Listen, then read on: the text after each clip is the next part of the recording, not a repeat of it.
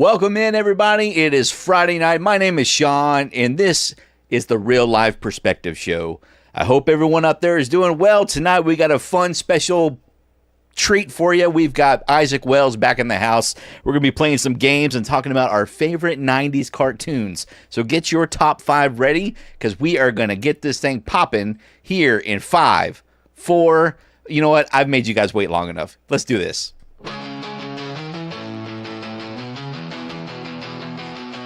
Talking about the golden age, VHS and laser craze, pop culture towards an 80s glow, movies making our hearts blow. G.I. Joe and Barbie's groove, Rubik's Cube and arcade moves, neon lights and denim dreams, living life in movie scenes. Real life we adore, pop culture at the core. Grab a cold beer, friend, unwind, spin the wheel and hit rewind. Real life we adore, pop culture at the core. Grab a cold beer, friend, unwind, spin the wheel and hit rewind.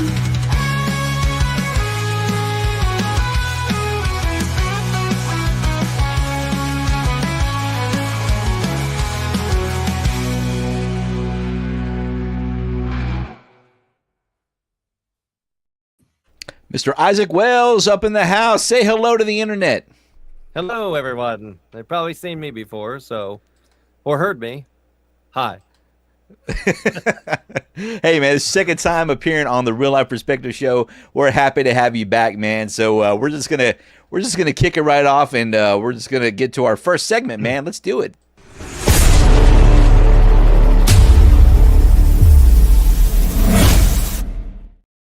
So we're coming in with the real news, everybody. So this is going to be for the top movies of the weekend of January 24th through the 26th. Coming in at number 5, we've got Moana 2.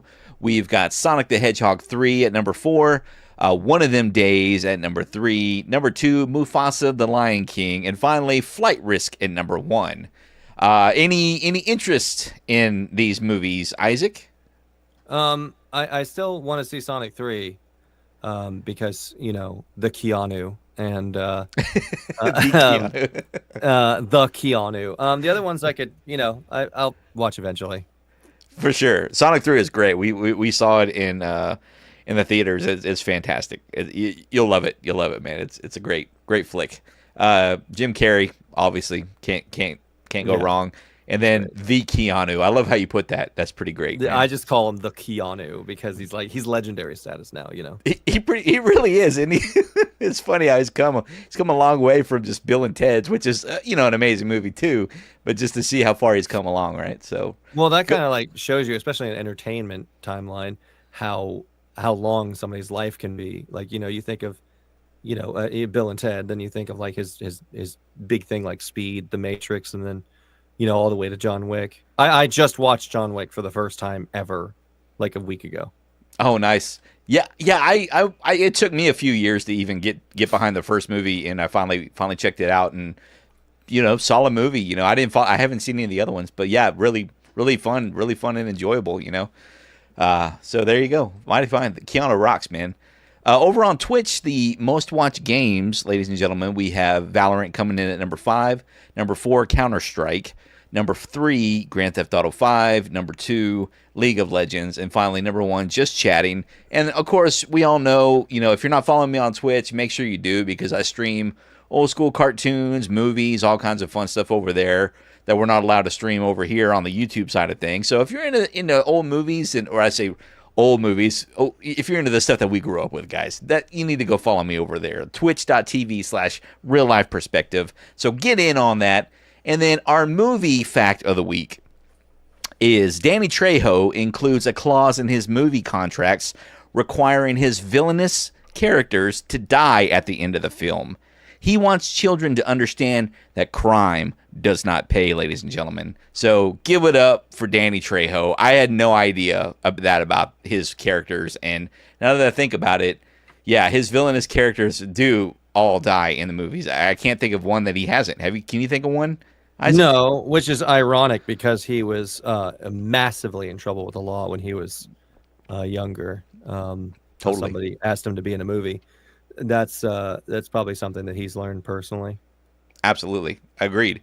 And it's funny, he's doing kids shows now. He's Vasquez in a show called Big City Greens. Have you and the kids watched Big City Greens yet? Yeah, I've actually watched Big City Greens for the first time. Like the other day, I think I just randomly was just like, "What is the show about?" And It's so I was like, fantastic. it's interesting. Yeah, it's really awesome. It's really hilarious. It's got a lot of grown up humor and kids humor, and it's perfect. And Vasquez is in it. He's the bodyguard of the main character's best friend. So you'll recognize his voice once you see him. It's Oh yeah, awesome. I remember him doing cartoons like King of the Hill. Oh, he did do that. I forgot about him in that. like, He was in worked a for lot. him at the propane place, right? Yeah, at Strickland Propane, he worked for Strickland. I forgot what his name was, but he was the only representation of his people there. But I was like, this is hilarious. Like I remember that King of the Hill was a huge show for me. Like that was a big show. No doubt, man, for sure. I remember I used to be a security officer, right?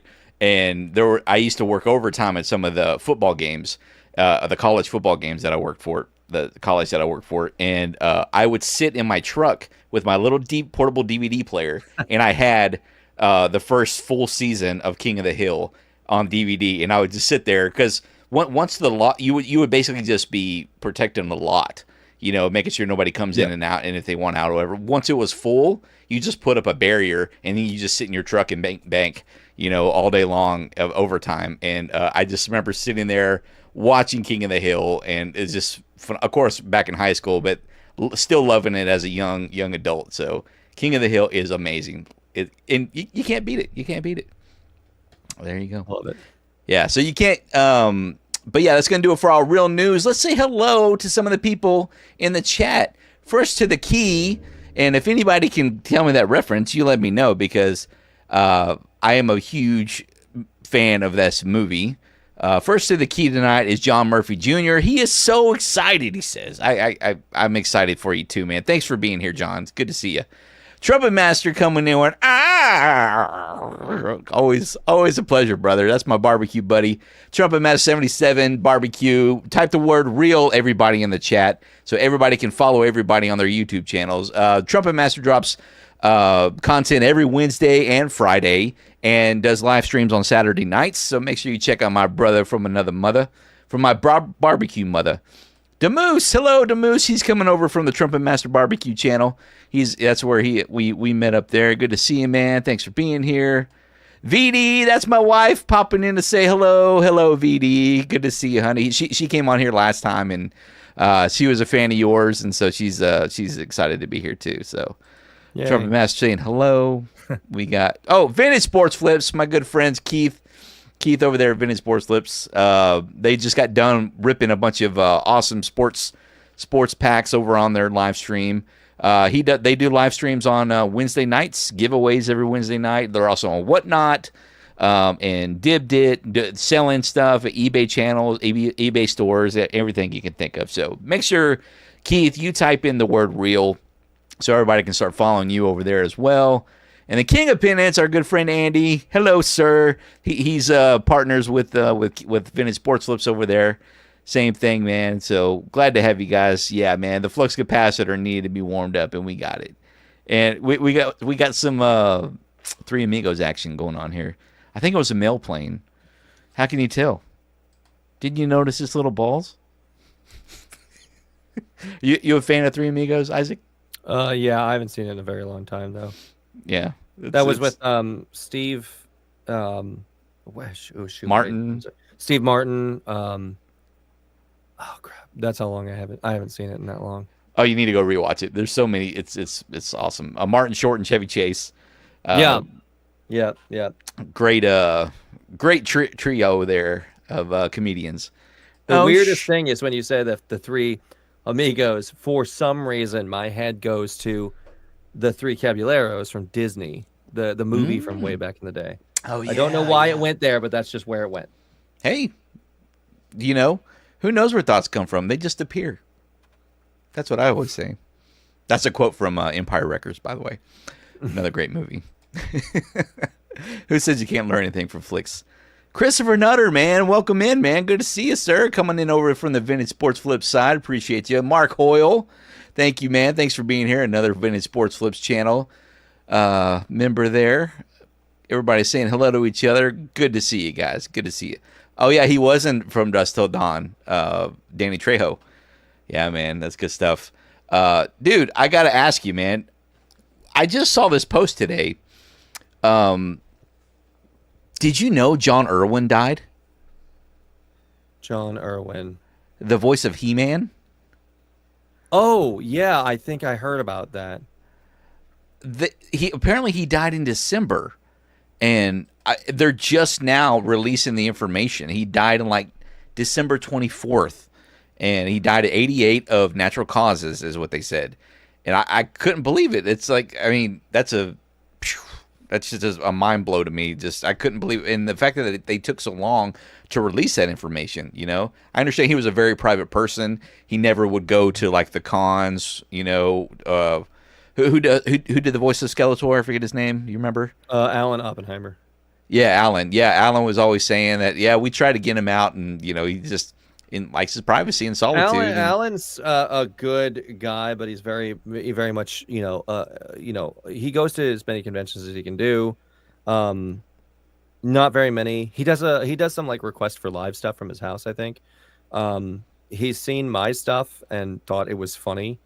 He said, you know, like he was just like watching the videos of my Skeletor, and he was just like, that's really funny, you know, and I was just like, okay, that's it. That's all I need. I'm fine. Yeah. And I think he actually had seen one of my pop figures, and he just thought it was pretty funny. One of your pop figures? I didn't know you had pop figures. Yeah, actually, I have one right here. I have the meme pop figure. No way! Look at you. Yep, Skeletor meme right there, and he's like all laying down. This is a terrible. Sorry, lights are in it, but he's like laying down. We even have the thing in the back. It's just, yeah, they got the quote wrong. It's until we meet again, but you know, but they're probably going to do that just to avoid. But they did put, you know, I was the first one in the meme line, and I talked to Funko in 2024 about it before, you know, they had ever released it or anything, and said, hey, just FYI, I was at C2E2 in Chicago, and they were like, we're doing, you know, meme pop figures, and yours is the first one that we thought of. Because you're Skeletor memes. And I was just like, no way. What an honor, man. What an honor. Yeah, that weekend was kind of a big, like, what's going on moment. Because it was C2E2, and it's like one of the biggest conventions in this side of the country.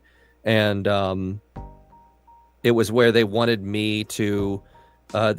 Kevin Smith was there, and he did the new Masters of the Universe. And they had found out that I was there. So the guy was like, hey, why don't you come and talk to Kevin Smith?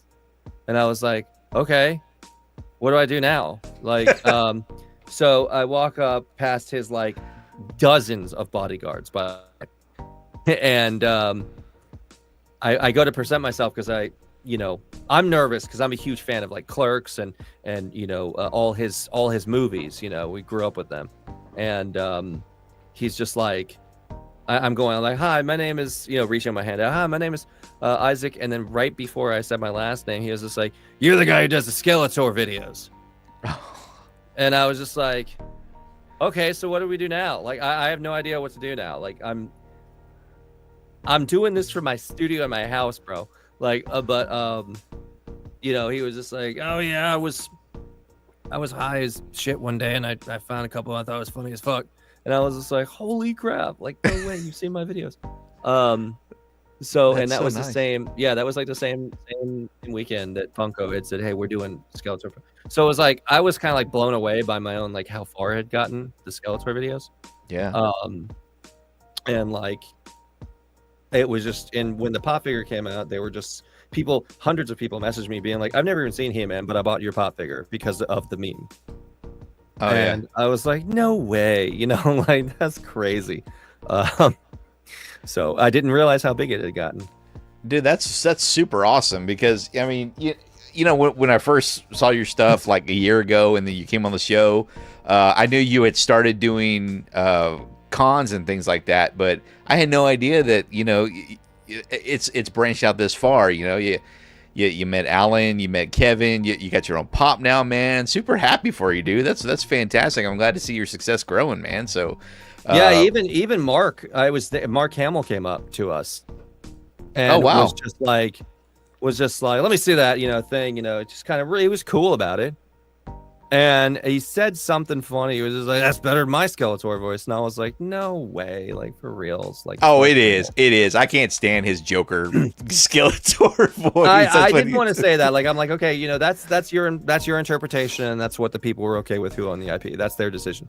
But my Skeletor was very much trying to go for Alan's like tonnage and style. Yeah, respectfully, absolutely. Yeah. It pays amazing homage to Alan, absolutely 100%. And if that voice wasn't that voice, it wouldn't be as iconic as it was. Oh yeah, I say that all the time. I'm like, yeah, this is why Skeletor is one of the most known bad guys, is because if he just had like regular like deep, like I'm gonna get you, He-Man, that wouldn't have stood out. That wouldn't.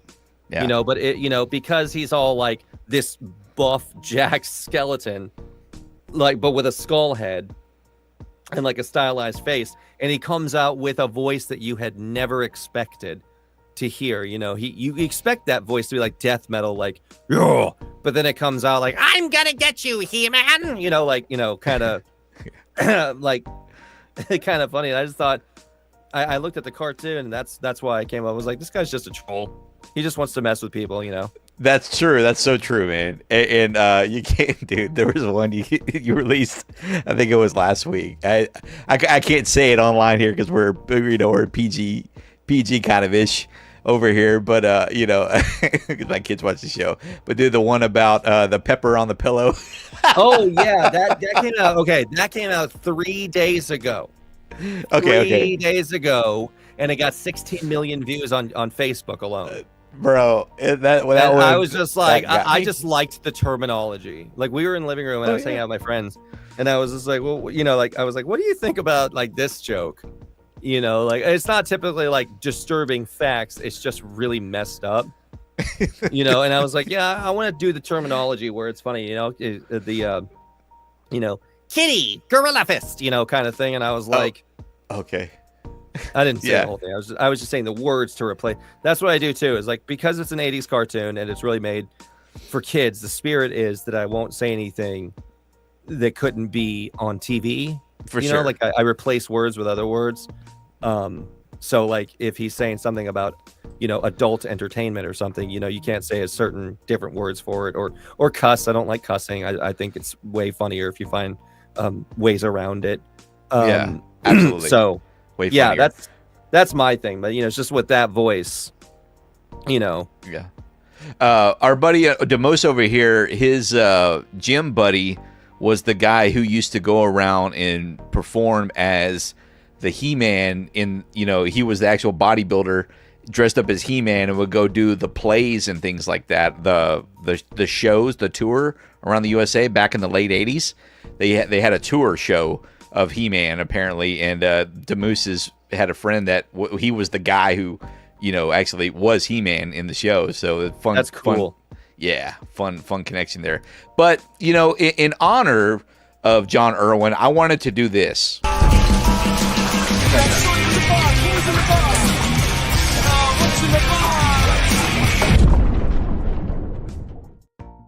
So I recently picked this up. It's a mystery box of Funkos. It's made by Funko. It's a Mystery Masters of the Universe box, and I wanted to unbox this here with us here, everybody, in memory of John Irwin, the voice of He-Man. For that, I wonder if how can we do this? Can we do it like this maybe? Let's bounce around here. There's got to be one here where it's one's. There we go. Let's see if we can do this. No, not that. Maybe this. There it goes. All right, perfect. So I wanted to rip this open and see what's inside of it in memory of John Irwin, guys. So, or over on the Real Rips cam, we're gonna be ripping some card packs here in a little while, man. But let's see what's going on over here in this. I got this over on Whatnot, actually. Scored this thing for $10 because I remember going into GameStop when they had it, and they're like, "Oh, it's $35." So, okay, this is made by Funko, guys. It is a mystery box. Let's see if I can't even see it. There we go. It's supposed to contain 4 pieces. So, let's give it a whirl. What do you think's in here? What do you think could be in here? I'm not sure. Let me see what's in the box. Oh. Hey, man. Yes, of course. A flock T-Man. That's great. Flock T-Man. What does that even mean? It means there's like this little like furry parts where the fur's supposed to be. Like it's, you know what I'm saying? Like it's like little hairs. Nice, dude. That's awesome. We got a He-Man Funko Pop in here. We got, that's a Scareglow. We got a Scareglow pin. That's pretty awesome. An Evil Lyn Pez dispenser. Doesn't get much better than that, guys. I know Trumpet's a fan of Evil Lyn. And then what kind of pin is this? Oh, it's an Orko pin. Oh. But no Skeletor. But no Skeletor. There's no Skeletor in here. What up with that? That is that is blasphemy, man. What is going on with that? But that's pretty cool, man. Not bad for $10, dude. I like that. What do you guys in the chat? What do you guys think about that? You guys think that's pretty cool? You guys think that's pretty cool? I think this pop figure pretty good. You know, like it's decent. That's pretty amazing, dude. I ain't gonna lie. You got a bunch of those or what? Yeah, I actually got a bunch of them. I take them to conventions and sign them for people. Nice, dude. I got to get one of those from you, man. For sure, man. That's so cool. Yeah, I don't know if they're going to keep them going. I think it's like a limited thing, but even still, they on like box lunch, they got ordered so much they ran out. Oh, really? Yeah, so I was just like, no way. You know, like that's awesome. Like I'm glad that people like my version of it that much. I do. I want one, man. Let me buy one off you. Will you sign it for me? Will you sign it for me, yeah. dude? Okay. Let me. I'll talk to you offline about that, man, for sure. But very cool. I love it, man. So speaking of, we were already kind of talking about you. You've been on the show before, but let's go. We can give you a quick little spot.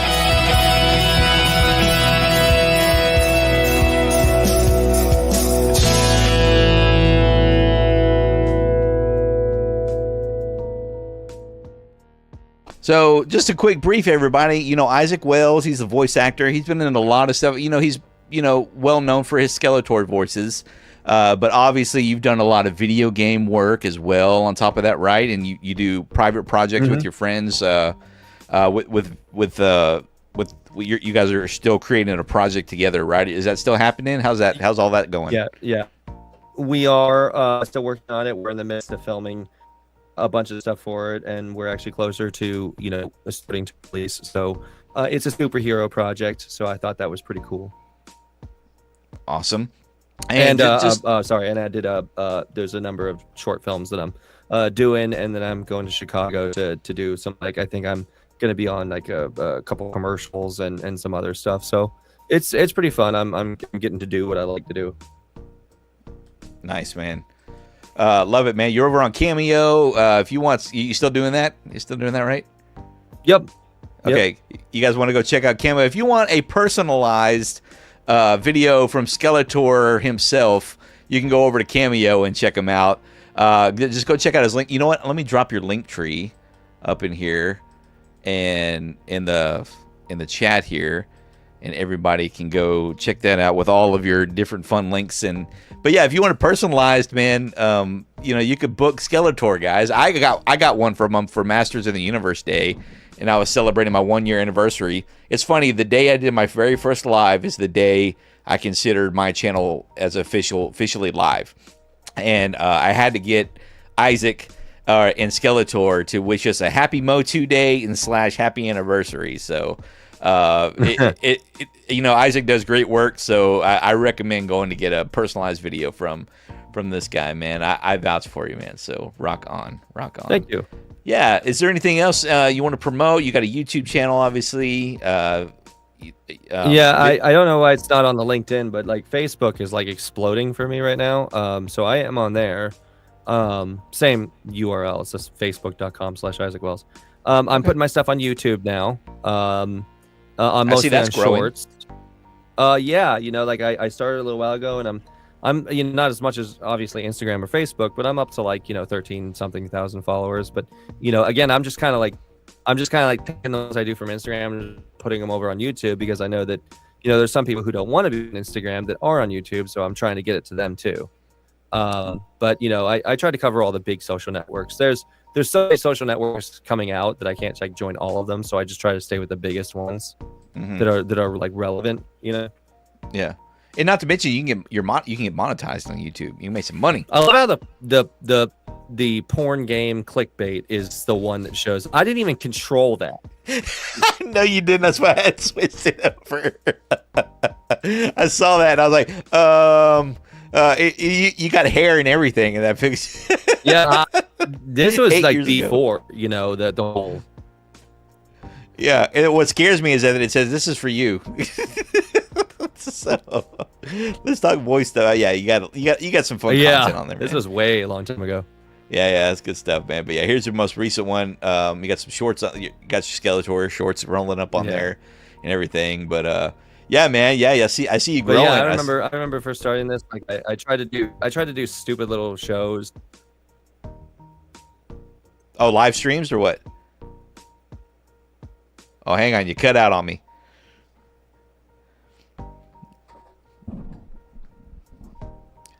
Still can't hear you, by the way. Hang on. Just hang tight. We'll get you back in here. You'll reconnect here in a second. I wonder if it's because I'm sharing a screen. Let me do that. Let me try that. Let me try to remove you, bring you back in. Does that make a difference? Does that help? Does that help, guys? Oh, man, I just realized on my free version, I lost my background. Jerks. How you going to do that to me? What did I ever do to you? Oh, he got disconnected. Oh, no. Oh, no. Oh, no. Isaac got disconnected, guys. I'm sure he'll come back here in a second. He'll reconnect. Well, in the meantime, while we got everybody here, let's do some trivia.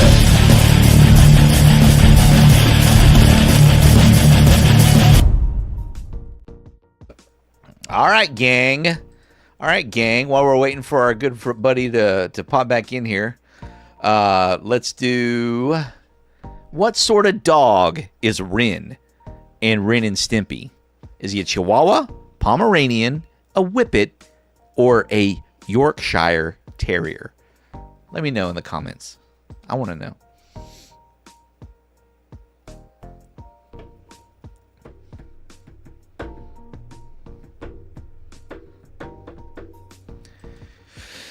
VD coming in with Chihuahua. Chihuahua. By the way, we're drinking some of that delicious real American beer tonight, guys. Cheers, everybody.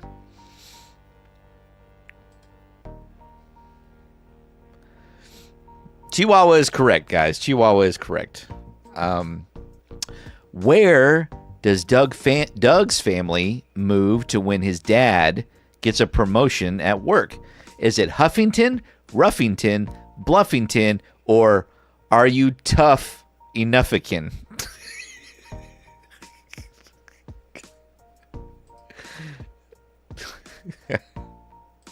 Chichi.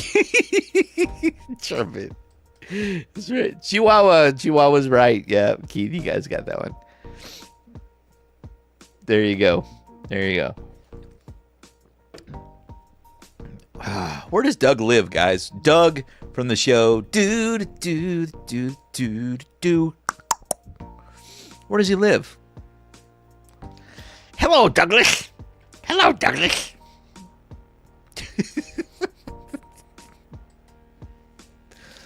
Where does that guy live? Where does he live? VD coming in with Bluffington. Nightbot. Hey, Nightbot, that's my wife. You better be nice to her.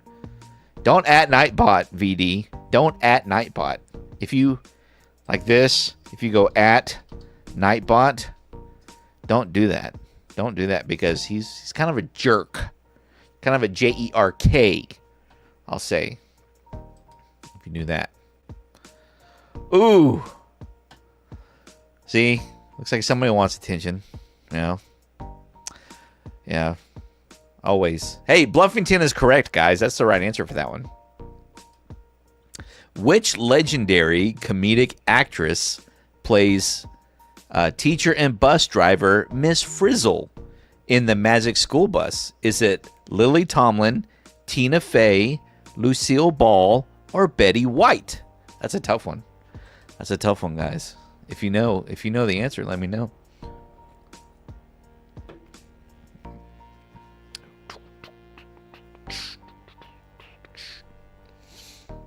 Does the voice of Miss Frizzle? You remember Miss Frizzle? You guys remember the Magic School Bus? You can take a guess. It's going to be one of those, right? You got a 1 in 4 chance. It's not a movie. It's a book. The book in the cartoon on PBS. Remember back in the day? Remember, it's the Frizz. What happened to Skeletor? Did Beastman get him? Beastman, Furbrain. Yeah, he had some connection issues, so he's probably rebooting. He's probably restarting, is what I'm thinking. So maybe he'll pop back in here in a minute. So in the meantime, we're doing some trivia. But yeah, I guess Lily Tomlin. Lily Tomlin is correct. Yeah, the Magic School Bus was a book, and we read in school, and there was also a PBS TV series. Yeah, Lily Tomlin is the correct answer. Here you go. In Animaniacs, what are the 3 Warner siblings called? Chloe, Courtney, and Kim, Yakko, Wacko, and Dot, Filthy, Rich, and Cat Flap, Egon, Ray, and Peter. For Animaniacs, what are the name of the siblings?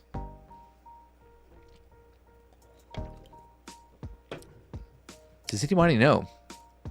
That Kung Fu game has the funniest sound when you die. Oh. You know what?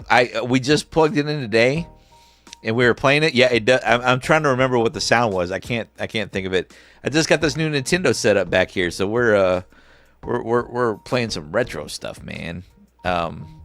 I should have. You know what? I should pop in a VCR.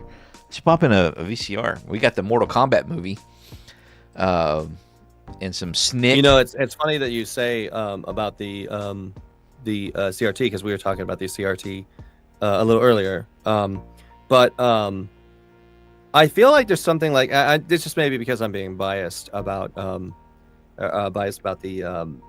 about growing up, but I feel like there's something a lot more like warm and welcome about playing on like a CRT TV, you know, like you're because of the limitation of moving around, you know, you're with people, you're with your brother, your sister, and you know, when you're with your kids, you get to be that way, you know, like again, you know, like it's just you in your own little worlds.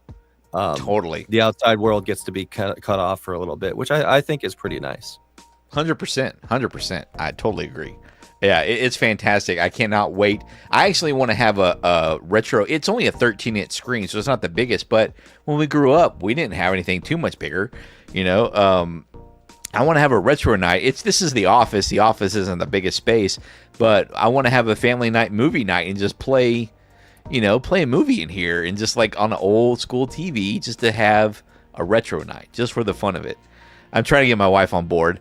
And no, I did not put the Kardashians in there. These are all Google questions that I found online. So they put that in there. Google put that in there. Whoever created these questions, they put that in there. I did not put the Kardashians in there. But so does anybody know who the siblings are? Isaac, do you know who the siblings are from Animaniacs? You know their name? You got choices down there at the bottom. Actually, no. Oh, Rushmore in the house. What's up, brothers? Is this Kirk or is this Andy? I don't know. But hey, Rushmore will know this. Who are the siblings in Animaniacs? You guys know this one. Let us know. But yeah. Yep, there you go. They already nailing it. Wacko, Yakko, and Dot. They got that. Oh, it's both of you guys. Very good. Rushmore, they do live streams on Thursday nights. Really great people. They do.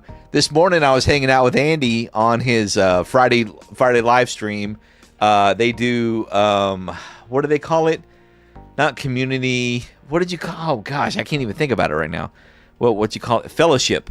Friday morning fellowship, and he was playing some WCW Revenge on NWO on the N64, and I never had an N64, but just watching it was nostalgic, brother. It was so fun, so much fun.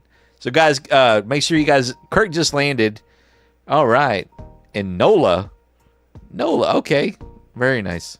But hey, guys, type the word "real" in the chat so everybody can find you.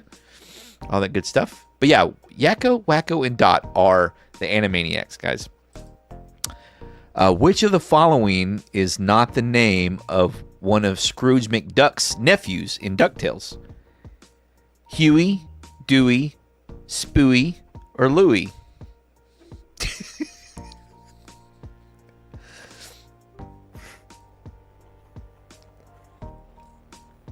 You got an answer I know for this that, one, Isaac? DuckTales. Yeah, I know it this one. Spewey's not the name. That's right. Spewy is not the name. That is correct. Very good. How about what's the name of Rocco's dog in Rocco's Modern Life? Is it Porkchop, Spunky, Punky, or Rocky? Spunky. Spunky's correct. What is the name of Angelica Pickle's doll? Samantha, Erica, Cynthia, or Veronica? It is Cynthia. I actually have Look at two of Cynthia dolls in the box. Really? Could you? Yep. Because yeah, you got a daughter, right? No, I actually got that for me. Nickelodeon had this retro thing going on for a time a couple of years ago, and they sent an actual real Cynthia doll in the box, and then another one that was a variant. It was Cynthia and the Seven Seas. It was in a box, but it was her all dirty and messed up from one of the episodes. Okay. Oh, okay, nice, man. That's awesome. Yeah. Man, for the longest time, I had a Nick Avenue cam set up over here. All my setup over here against the wall was all Nickelodeon stuff. I got the Nick alarm clock, has Rugrats. I mean, everything you can think of. Doug. I actually met Billy West. I don't know if I told you. I got to meet Billy West, and nicest dude. He did some voices. You know, I got to interview him on at a con. And he did some voices for me and signed my Doug doll, and he signed my Stimpy. Me being the dimwit that I am, I always thought somebody else did the voice of Ren, and I found out later on that, you know, the original guy got fired or whatever, and Billy wound up doing both voices. I had a Ren doll with me, so I wish I would have did my research well enough, because I could have just got him to sign the Ren too. So I got him to sign a Stimpy and my Doug doll. So there you go. He was actually a really great guy. That's actually he kind of taught me a lot about voice acting. So I got to spend the weekend with him. And he kind of taught me about a lot of voices and stuff, because I was just like not just starting out, but I was like midway through it. And we talked for hours about different voices. We talked about our past. He took me out to dinner like 2-3 times, and it was very much a positive direction after, like, the meeting a voice actor that was that good, and that kind, and now actually, it's like I'm personal. Like I literally text him every other week, but I text Carlos Alazraqui, who's the voice of Rocco, and he's like now like one of my friends, and I'm just like, this is crazy, because we've done so many conventions together, and I literally, I was like, I almost can't express how important Rocco was to me as like a kid who didn't feel like he fit in a lot of ways. And he just does it all the time. Like, sometimes we'll be at a restaurant and he'll just like order the whole thing as Rocco. And I'm just like, this is crazy. Like, you know what I'm saying? Like, I feel so lucky to have gotten to do that. And he's not like this Tom Cruise level famous, but to me, he is that big. For sure. So is he like really Australian? No, New Zealander? he's I think he's actually he's Hispanic. So the voice, but his voice is like kind of Australian, right? Yes, it Rocco? is. That's Rocco? one of the voices. That's when he was auditioning for it. He said that he was just like, well, I tried some other voices. Let me just go with this ridiculous, because he's Australian, the Wallaby thing. Let me just go with a high pitched, nasally kind of voice. And they were like, yeah, that's it. And then he was just like, cool. But he was also on like 911. And he was the that is him. That's the same dude. Wasn't he, dude? Okay, so that's the same guy. He was a Ninja Turtle, right? He was a Ninja Turtle in the Coming Out of Our Shell tour. He was one of the Ninja Turtles in the suits. Next time you see him or talk to him, ask him. Say, dude, were you one of the Ninja Turtles in the suits when they went on tour? Ask him about it. That would be crazy because I actually saw that. Live. I think it's him. I think it's him, dude. And it was so stupid when you look at it. I'm like, this is nothing but a cash grab. There's no substance to this. However, when I was a kid, there was substance. It's like oh, no doubt. Out of Our Shells too. I still have that album on my Apple Music, like for reals. It kind of comes up. I shuffle sometimes. It's ridiculous. But he also played the Taco Bell dog. Oh, I didn't know that. Oh, that's cool. Yeah. He was telling me all this stuff. His daughter now is like in her like 20s or something like that, and she's a voice actress too. She was on Star Trek Prodigy, and so he's still doing cartoons. He was on this Rock Paper Scissors Nickelodeon cartoon that came out recently. He's been doing stuff everywhere. Oh, good for him.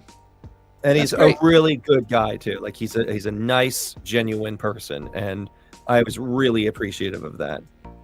Like awesome. I was really not big at all, but because I could do, like voices in a level that he wasn't expecting, he was like, hey, here's some advice, and this is really cool. You can do this, because in like a matter. Sorry, I'm just kind of getting over being like I was doing voice acting, so like my voice is kind of gone, but I was doing Skeletor, which is, like way up here. And then I went to Patrick Warburton like really fast, the Patrick Warburton style voice, like right. And stuff. So I was like way up here. And I was, down here with the, Patrick Warburton style voice. Oh, that's tough. And then he was like, how can you switch that so fast? And I was like, well, I wanted to be able to have those two characters talk. So I had to learn how to switch it incredibly fast. And so he was just like, that's a talent that a lot of voice actors apparently just don't have, even if they're doing it, been doing it for years. They don't, a lot of people don't have that talent to just go from one pitch to another really fast in a breath. So he was telling me things that were like the things I did not know about voice acting. So, and also, fun fact, a couple weeks ago, I was hanging out with the guy who actually designed the Mortal Kombat logo. Oh, that's cool. The dragon. No way. He was a guy named Paul, and he was telling me how he was like designing it and everything like that. His original version of that Mortal Kombat logo is actually flipped. They just took it and flipped it, and they were like, yeah, that's the direction we want it. But he designed the whole thing, and I was just like, that's a randomly neat thing to know, like. No kidding. That the more you know, man. That's really neat. That's really cool. Hey, but speaking of voices, I want to get this. I want to play this game with you, but I got to show you this real quick. Check this out. Oh my gosh! There it is. There's a cassette. Out of our shells. That's the best, dude. That's the best jam ever. I never got the chance to see it in person. I lived in a small town in Texas, so it didn't come anywhere near us. But I remember renting the VHS later on, and watching. I actually, you know what? We didn't even watch the tour. It was just the making of that we rented. That was the closest thing we ever got. So still to this day, I don't think I've ever seen the actual concert of TMNT. But I want you to go text your buddy Carlos and ask him, and say, "Hey, dude, were you one of the turtles in the?" So you can debunk it. That's what I've heard. That's what I've heard from a lot of people. I've heard it from a lot of people.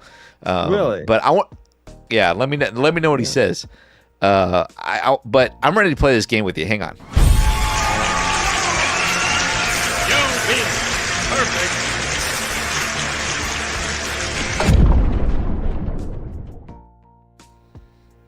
All right. So you sent me a list earlier this week of several people of voices that you can do, right? So I thought, Yes. what a fun idea.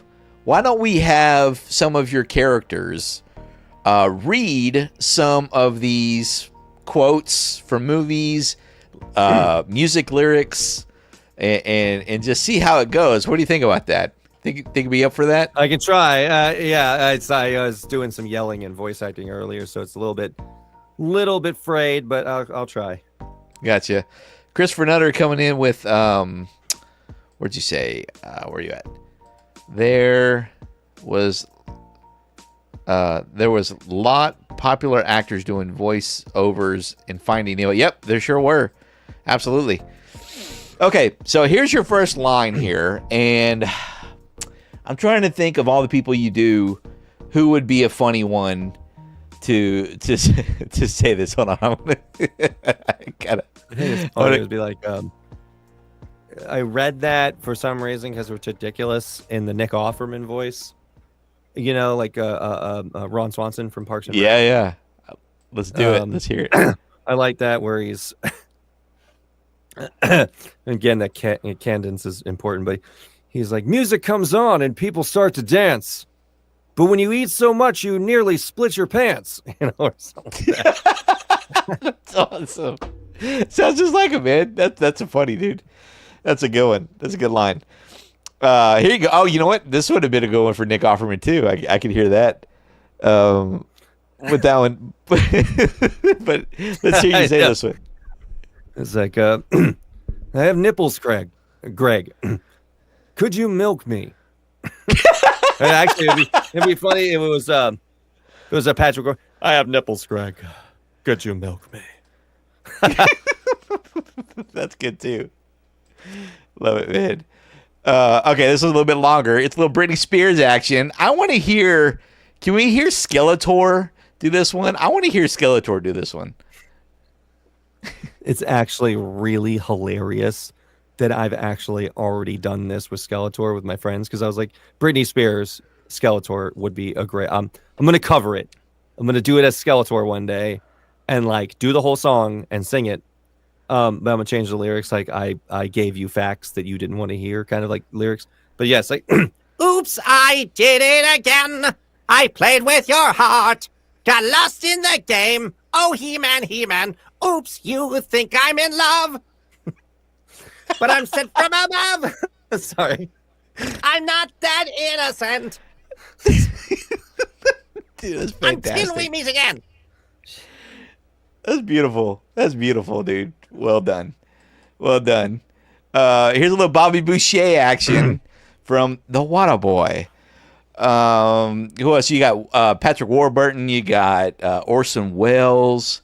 You said Skeletor. Oh yeah, I was doing the Maurice LaMarche version of it, which if you don't know the name, Maurice LaMarche is a bunch of voices on like Futurama and most notably Pinky and the Brain. The Brain is actually his Orson Welles voice. That's his impersonation of Orson Welles. Really? And yeah, so when you ask him like, gee, Brian, what are we gonna do tonight? And then he's just like, the same thing we do every night, Pinky. Try to take over. And that's Orson Welles. That's what he's doing. Totally makes sense. Mama says that alligators are ordinary because they've got all them teeth, but no toothbrush. Good one, Isaac. That's good. I always said that was funny because he was like, I would just change it, be like, gee, Brian, what are we going to do tonight? And he's like, same thing we do every night, Pinky. Try to take over the world. And, you know, butt stuff. That's good. Again, my voice is very frayed, so I'm not as good as I would wish to be. You're doing fine, man. You're doing great. I didn't even really know who Orson Welles was. I'd never looked him up until I found this app that said, take a picture of yourself and it will tell you what celebrity or actor that you look like. Oh, and yeah. Oh my God, I can see that now. Jesus, because he did the Paul Masson wine commercials in his later years. Yeah, you look a lot like him, actually. That's exactly what it said. That's the first person that said Orson Welles, and I said, "Who is Orson Welles?" And then to come to find, I watched some of his clips, and just to hear his acting and his accent. Where's he? I don't even know. Is he American? He sounds like he's like kind of. He's got like a. He's actually from Chicago. Okay, but he sounds so elegant and so like he's from across the pond. Yeah, he had this. Yeah, he's a theater person, and he, when he had this cadence of when he talked, it was very mutation of transatlantic accent. Yeah, kinda. And I always thought that was incredibly cool. And he's one of the best directors of all time. Citizen Kane, The Third Man, Touch of Evil, and he did the World Wars or War of the Worlds broadcast that made everybody freak out because they thought it was so real. So like he is legendary status in terms of like vintage movies. Yeah, no doubt. Very cool. Yeah, awesome job. Here we go. Little Uncle Rico action here. Oh man, this is a tough one. I don't know who I'll let you make the call on this one. Who do you think? I don't know. Like, it depends on. I'm trying to figure out think of the voices. Let's see. Could you imagine? Yeah, Uncle Rico doing like Alan Rickman style. Yeah, there you go. Let's hear that. Like, yes. How much do you want to make a bet I can throw a football over the mountains? Potter. Potter. Nice add in there. That's perfect. I forgot about Alan Rickman. Oh, this would. I want to hear this with Alan. Can we do this one with Alan? This would be great. Oh yeah. I don't even know how he would sing that. You don't have to sing it. I can just hear him doing it in Snape. I can just hear him in Snape voice saying it like, "Let it go." Like yeah. He would. Let it go. Let it go. I am one with the wind and sky. Let it go. Let it go, Ronald Weasley. You'll never see me cry. Here I stand, and here I stay. Let the storm rage on. The cold never bothered me anyway. Good job. Nice, that's awesome. Love it, dude. So good. So good. Okay, little Spaceballs action here. This one's for Trumpet. He's going to love this one. I guess we got to hear Skeletor. It's a parody of Star Wars, which is now owned by Disney, which their mascot is Mickey Mouse. So it would make sense to hear that in their mascot, which would be like, "You have the ring, and I see your Schwartz is as big as mine." Now let's see how well you handle it. Oh, that's good. That's good. Dude, I still love, man. Did you see the South Park Pandemic special? I actually, I don't think I got that far in their specials. I think I saw like one, and I had a hard time catching up. Oh, but dude, also,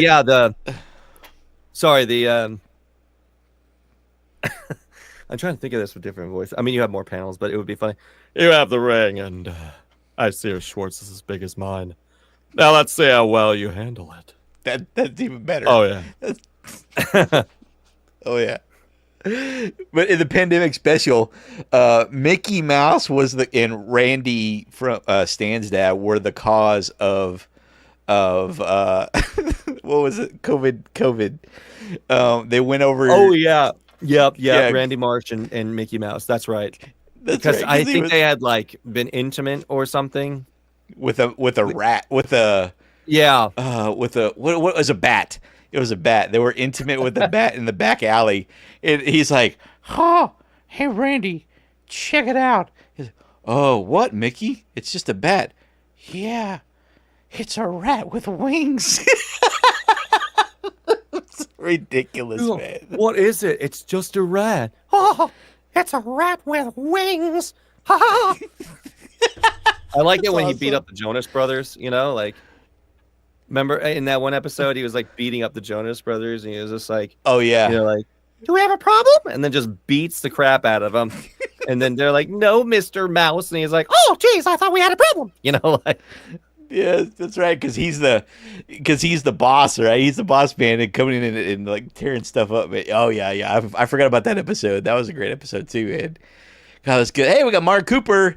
What's going on, brother? Good to see you, man. Come on in. Get that money. Get me that money. Get me that money. Oh, love it, dude. Get me that money. Okay. This is a little Christina Aguilera action for you here. Yeah, I don't know. I don't What know. do you think about this one? If you want to be my baby, there's a price to pay, He-Man. I'm a genie in a bottle. In a bottle? You gotta rub me the right way. Yeah. Yeah. he just joins him. Screw it. Patrick Warburton is just going to join Skeletor on it. Kronk or something. A little cutaway. Yeah. Or Beastman's over there. Oh, God. That's great. That's great. Gotta love. Oh, here, gotta love you some Kip, man. Gotta love Kip. Napoleon, don't be jealous because I've been chatting with babes all day. Besides, we both know that I'm training to become a cage fighter.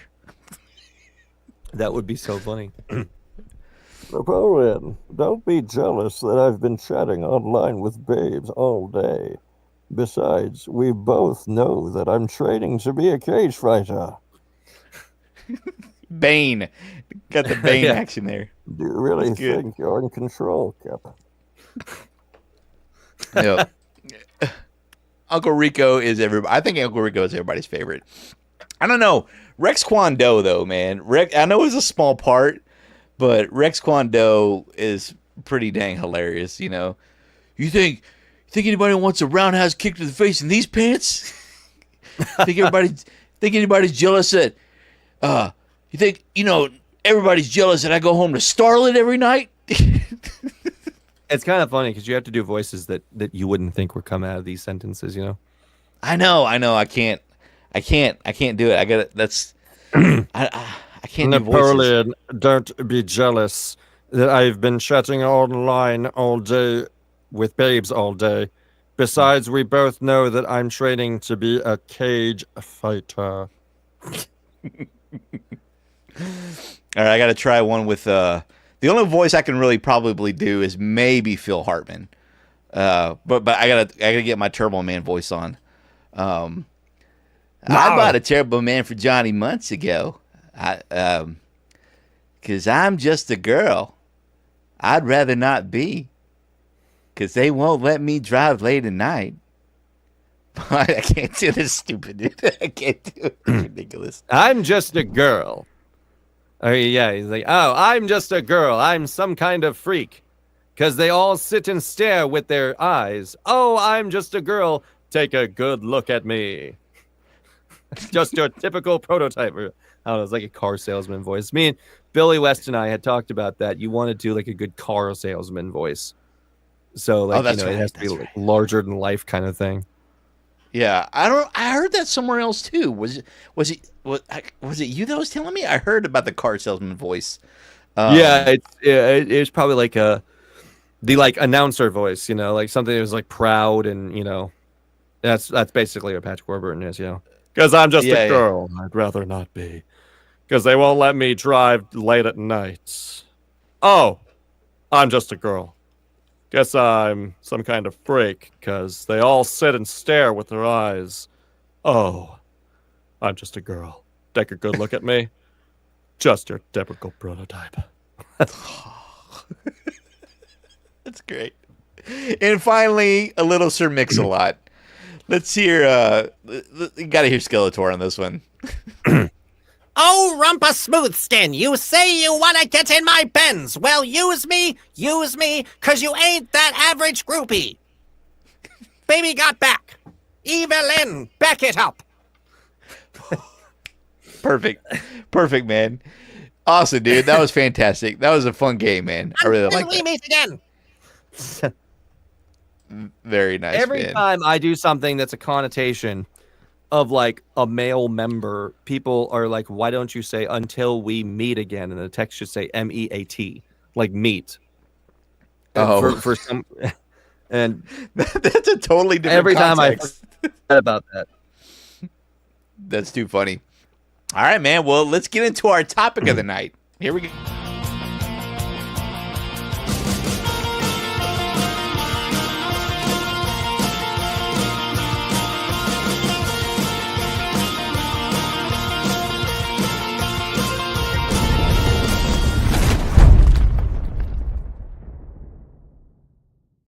All right, we're talking about our top 5 90s cartoons, guys. And we're going to start with our number 5. I don't know if you had time to prepare for this at all, Isaac. If you want me to go first to give you some little time to prep, I'll be happy to go first with my number 5. Or do you want to go first? Are you ready? You can what go, are you thinking? actually. Yeah, you can go. All right, man. I'm going with a superhero. My number 5 is going to be Spider-Man, the animated series. I loved this show so much, and it still holds up. You know, I remember when my kids were first getting into Marvel, I dropped them the Venom saga series of the Spider-Man animated series, and they loved it, and they were just, oh, this is so cool. This is really good. Who was it? Christopher Nutter asking if you could do Beetlejuice voice. Oh man, that's a tough one. How do you do Beetlejuice? Oh, that's Michael Keaton. So it's what was one of those funny lines in the new movie? I saw a meme when it was a psych, and this is how I was starting to learn the voice. I don't know why, but it was when you've eaten Taco Bell 3 hours later, and your booty is talking to you, and it's just his line like, "The juice is loose," you know, like. I don't know why that's really funny, but he has like this really deep kind of, you know, oh, hey, how's it going, Beetlejuice? Say it once, say it twice. You know, like, say it. You been to Saturn? Sandworms. You hate them. I hate them myself. You know, like that's Dude, that's fantastic, man. Yeah, Dude, actually, killer. at one point, for a very small fraction of time, my film company was actually trying to they wanted to do a fan film, and they wanted me to play Beetlejuice, because I was just doing like ad-libbing Beetlejuice lines the whole time. And I thought it was really funny, and I was like, you know, it's basically just like a really harsh redneck voice. That's basically what he's doing. Lord of the Rings voice.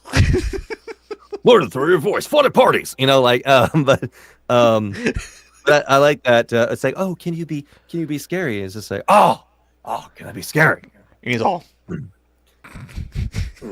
What do you think of this? Like it, you know? And it was just these really fast, you know, jokes.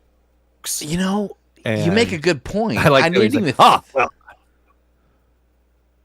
Yeah, he was just doing like really fast, different moving ones. That's why it felt so bigger. I noticed that when he was doing that. Yeah, no, I mean, he does sound like an aggressive redneck. Now that you say it, I'd never picked up on that. But yeah, he's totally I like that one. Oh, I attended Juilliard.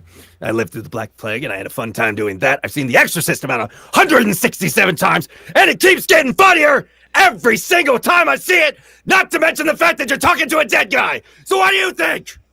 You think I'm qualified? You know, That, you know what? That's the best line in the movie, in my opinion, because he breaks character almost. Because he just does his normal voice, right? He just says, "Oh, well, I attend the Juilliard." Yeah. He kind of goes. He's like, "Oh, well, I turn the Juilliard," and then it just kind of progressively goes up. Like I just did it, and I didn't mean to be too loud, but I was like, if I'm gonna do it, I'm gonna do it. But yeah, it's like every time he talks, and you kind of noticed he was in the redneck thing when he was doing the commercial for his own business. I noticed right there. I was like, he's just doing a redneck because he had the cowboy on his. He's like, "Oh hell, bring the kids down. We got lots of snakes and lizards for them to play with." And Duh, yeah. And then That makes like sense. when he was just like, "Ooh, I'm feeling a little anxious," if you know what I mean. And then the adult house comes up and he's just like, "Oh yeah," like he has that. I wonder where a guy. I wonder where a guy in everyday Joe like such myself. I'm pretty sure. Here's the thing. I can't confirm it, but the way he's doing it is like, I'm pretty sure there was a lot of ad-libbing somewhere. Like he just did stuff and they just thought it was funny because Michael Keaton's that good of an actor that he could just do a bunch of shit. Yeah, he's awesome. He's really well. In that line we were going back to, well, I attended Juilliard. All I could hear was Mr. Mom because I watched Mr. Mom before I watched Beetlejuice. And if you go back and watch, I loved that movie. It's fantastic, and it's just him being normal. And you know what? I heard Beetlejuice in Batman. Whenever he's like, "You want to get nuts? Let's get nuts," Oh yeah, that's right. You want to get nuts? Let's get nuts. Yes, love it, and that's Tim Burton too. So it made perfect collation there. Perfect collation. Perfect. Mark saying he's like a nonchalant Wolverine. Yeah, I could totally hear that. Hey, okay, yeah. Hell, bub. Yeah, I met Could Cal you Dodd. imagine that? That would be really funny. Like, Hey, bub, want to fight? I don't like it. Just saying he's kind of annoying. Yeah, he's like, "Why don't you just turn around, and look behind you." Turn around, look behind you. I didn't. The people from the G-rated audience shouldn't see what I'm about to do. I met Remember, Cal Dodd, dude. sorry. Parents, if you have kids that are under the age, make sure they're staring right at the TV. All right.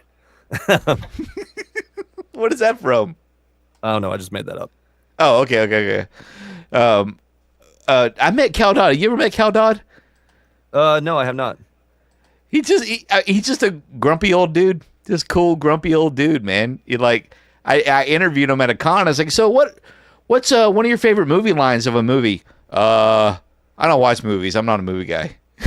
He's like it's spot on, like Wolverine. You know what I mean? He is Wolverine. If you ever meet him, it was just but I brought my kids over after I interviewed him, and he loved my kids, dude. Did you know he did the voices of Goosebumps, the introduction? He did the "Viewers beware, you're in for a scare." Yeah. He did that. He also did the dog. I never knew that. He did the woof, woof, woof, woof, woof. I mean, It's funny. It's funny how many voices, like random things that voice actors do. Like I didn't know that. Like Alan Tudyk, who is now like one of the most famous voice actors, did the chicken in Moana. I didn't. Yeah. I didn't know that he was. I was like, how are you gonna have that on like a res? I played the chicken on Moana. You know what I'm saying? This guy's the Joker in Harley Quinn, which by the way is my favorite Joker. And it's like he had one of the most real lines in that. I don't know if you've seen that series, the Max series Harley Quinn. I have not, but I didn't know he was the Joker in it. There was this one part where Joker. It's a different, like, alternate storyline, but there was this one part where Joker finds out that Batman is Bruce Wayne, and Scarecrow like showed him, and then he's just like, "I didn't want to know," and then he finds out it's Bruce Wayne. And he turns right back to Bruce Wayne. He's just like, "I put it down to a payment down on an electric car. Wayne Tech said that they would be coming out with an electric car. I put a down deposit. Where's my goddamn electric car, Bruce?" And I was like, that's the realest thing. As soon as you find out it's him, you're gonna ask him about your down payment for an electric car that was supposed to come out. That's too funny. That's hilarious. And by the way, like Harley Quinn, I don't know if anybody's seen it. but watch it because it just parodies all the characters. It's great. Okay. Jason Alexander's in it as one of the wow. characters. But like they basically take all the characters and just say, hey, why don't we just like have fun with this and just make fun of them all? And that's Yeah. why I kind of really like. Yeah, I love Alan Tudyk. Resident Alien is freaking hilarious, man. I was so I sad haven't when the seen that, and I just learned about it, and I want to see it. So you're gonna love it up to the last like 2 episodes because it got cut, right? And they like leave so much out that you're just like, wait a minute, when did this happen? Wait a minute, what happened? You're gonna love it up to the last two like I said, 2 episodes, and then you're gonna be like, what's going on here? It's just so much is left unexplained, and then like I said, they just leave all these loopholes. Yeah, Resident Alien is great. Keith knows about it, but you go back to Alan being the voice of the chicken. I remember watching an interview. I think it was with Funko. I think he was on there with Funko. Actually, did you watch that one? Where he was asking him. He goes, "What was it like?" Because they were asking him about his characters, and they asked him about the chicken from Moana, and it's just funny. Like, what was your inspiration for the chicken? Can you imagine somebody asking you that? What was your inspiration for doing a chicken voice, Isaac? How would you react to that? A chicken. That's what it. There's your chicken. There was my inspiration. Well, I was cooking some eggs one day, and I got to thinking, which came first? Like what kind of like deep thoughted process or seated process do you think is going to happen? I was cooking eggs one day, and then I had an existential crisis about the life and times of a chicken. It's yeah. I love seeing actors when they're real with things, and Alan's one of those people. He's pretty just straightforward about everything that I've seen him in interviews. He doesn't like pussyfoot around the questions or anything. He's just like, no, it's this and this and this. And it was the same when I saw the interviews for Wreck-It Ralph. And yeah, that's one of my favorite roles. What's her name? Who was Penelope? Sarah Silverman. Yeah, Sarah Silverman. They asked her, said, "Well, was it hard to like channeling your inner child?" And she was just kind of laughing it off, like, "No, it was pretty easy to find a kid, voice. Because she was basically just herself, just like in a kid format, like." Picture yourself in a kid format. Obviously, girls have higher pitched voices. We couldn't really be kids, but I just love it when actors like the people interviewing ask silly questions like, "What was your inspiration for being the kid?" It's like, well, I was just being myself. I was being myself as a kid. Just being immature. It's pretty easy because we're all just a bunch of immature people anyway. So, well, that's kind of what Billy West said about doing Fry on Futurama. He was just like, yeah, it's just basically my voice. I just pitched it up higher so it would sound like my younger version of myself.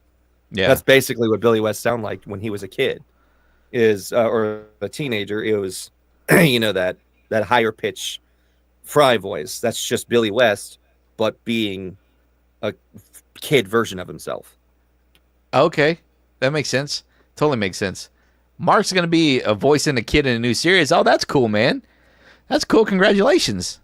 That's loving awesome. it, man. Hey, if you want to let us know, tell us what it is so we can go look it up. Isaac, what's your number 5 on your 90s favorite cartoons? That's a lot of cartoons to choose from. I think Bonkers. Nice. Would be that was in my 5. Very, very good. Who did the voice of Bonkers? So familiar. So familiar, that voice. I know Jim I've heard Cummings. it before. Oh, was it Jim? Okay. Yeah, I met Jim. Yep. I met Jim too. I got to interview. He was another one that was, for me, real nice dude. I felt like an idiot because he goes, he was holding these drumsticks, and I said, "Oh man, do you play?" He goes, "Yeah, but look where these drumsticks are from," and it was from some club, Continental Club or something like that. And he goes, "What famous band played at this club?" And of course I'm starstruck, so I can't think straight, and it's in Liverpool, England. I'll give you a hint. That's where it's from, Liverpool, England. And I said, well, I don't know, Led Zeppelin. I was thinking any British band, and he goes, I'll give you a hint. They're called the Beatles. And I just felt like such an idiot in front of Jim. because I just couldn't answer that silly question. I should have been able to answer it, but yeah, man, Jim was he was a cool dude. You know, I always get kind of nervous because when I talk to these guys, because I feel like they have to perform all the time, and I hate asking them to do voices. But as a media, I was there as with a media pass. This is what the people want to see. They want to see them acting. You know what I mean? They don't want to see me going around and looking at all the vendors and stuff. They want to see the celebrities and stuff. But I always feel guilty asking them, hey, can you do, I don't know, Winnie the Pooh, you know, and Tigger, you know, I just hate asking them to perform. So I try to word it in a way to where they'll want to, like, I don't know, because I forgot, I had no idea that Billy West did Doug and Roger from Nickelodeon. I completely forgot. Like, it totally makes sense because he randomly did. Well, Doug was a gentleman. I was asking about the origin of how he, you know. Well, Doug was a gentleman. Hey, Journal, it's me, Doug. No, it isn't, you lions. You know, everything goes on this, you know, Roger tangent, and I was just so in awe. Just, oh my God, I can't believe I never realized that. I'm sure he did multiple other voices, you know. He could have done. Hey, I remember Douglas. when he was oh yeah, he was what the neighbor, right? Mr. Oh, damn, I can't think of his name, but neighbor? hey, Douglas. Dink, right? It was Dink, Maybe. Mr. Dink. I don't know. Mark Cooper, who was Doug's neighbor. Mark actually is a musician, and he's made several albums. And one of them was a two-parter. He just released his second part in their Nickelodeon albums. So he's cool. Yeah, dude. He's very talented, dude. He's been on the show before with Phil Moore came on and from Nick Arcade and surprised him and gave him a huge shout out. And but he's collabed with several Nickelodeon stars, and they've voiced on his albums and things like that. So Mark is a really talented guy. I want to do like a Skeletor song parody album, and I'm just like, I can do, like, I would love to do like him doing parody songs or like his own original, but like changing the lyrics to talk about disturbing facts or how much he doesn't like He-Man or something like that. And I thought that would be funny to do like a couple of songs like on iTunes or Spotify or something like that, to just put them out. Because I thought, you know, people would listen to that, especially if I'm doing the voice. That would be kind of like a fun project to do. So maybe one day. Yeah, just grab some karaoke tracks or something like that. And but I think you should do an original song like they did with in Team America. You remember where Kim, whoever, I forget his name, who the bad guy was, and he's like, why is everybody so stupid? I'm a real Romy. Like, you should, because it's like Skeletor, right? But it's like, Yeah. he's misunderstood. You know, you should totally do something like that. But That would be hilarious. Like, you know, just, you know, singing about how he might actually want He-Man to be a friend, but because he's such an outcast, he has to, you know, he doesn't like him because he's like this popular guy, but he knows he's a good guy, you know, like it would be something like that. It's like, I know you're a good guy, but I just want to feel evil or something like that, you know, like, oh yeah, there's something there, dude. There's something there, man. Yeah, work on that, dude. Work on that. You're a musician too, right? I know you are. I play different instruments and stuff and done some music. I've done like, I think I have like 2 songs on like Apple Music or Spotify or something, like where I basically wrote like comedy rap songs about, like the song was, I was Scorpion from Mortal Kombat rapping about being Scorpion. And then the merchant from Resident Evil 4 about selling guns and stuff like that. And I just thought that was a funny idea. And I had a musician friend who just put them together, so we just kind of put that out just for fun. But I haven't done that in years. That's awesome. I got to hear that Scorpion one, man, because we're obsessed with Mortal Kombat right now. Oh yeah, that's great. It's pretty intense. It's an intense song. Like, it's really powerful, like hell epic rap kind of thing. Okay. Yeah, Mark's big. He's a big rapper. So he's probably a rapper. I bet you guys could collab on some really cool stuff, man. So you guys, I used to, like, I loved hip hop, man. I used to go to like I used to like, because I was really obsessed with like some of these people who rapped. I was like, these are like wordsmiths. These are like amazing. Like, you have to be intelligent to be able to, especially freestyle. So like I would go to like freestyle battles that were just happening in like the parking lots of 7-Eleven in Florida, like in Jacksonville, and Oh, nice. I just thought it was super interesting, and I just really liked the way that people connected words. I thought that was really cool. Absolutely. And I also I would- got to learn about a culture I didn't know about. Yeah. Yeah, I never got that well into hip hop. I grew up in a small country town, so everybody was obsessed with either country or heavy metal. And I was right in the middle in the grunge. I was in this island of misfits. But I mean, the only hip hop I really had was, I remember I had the Snoop Dogg cassette single of I remember that. Yeah, with the dog on the cover, and I remember knowing that I shouldn't have this. This is a little bit. I was really young because I remember buying it from Walmart.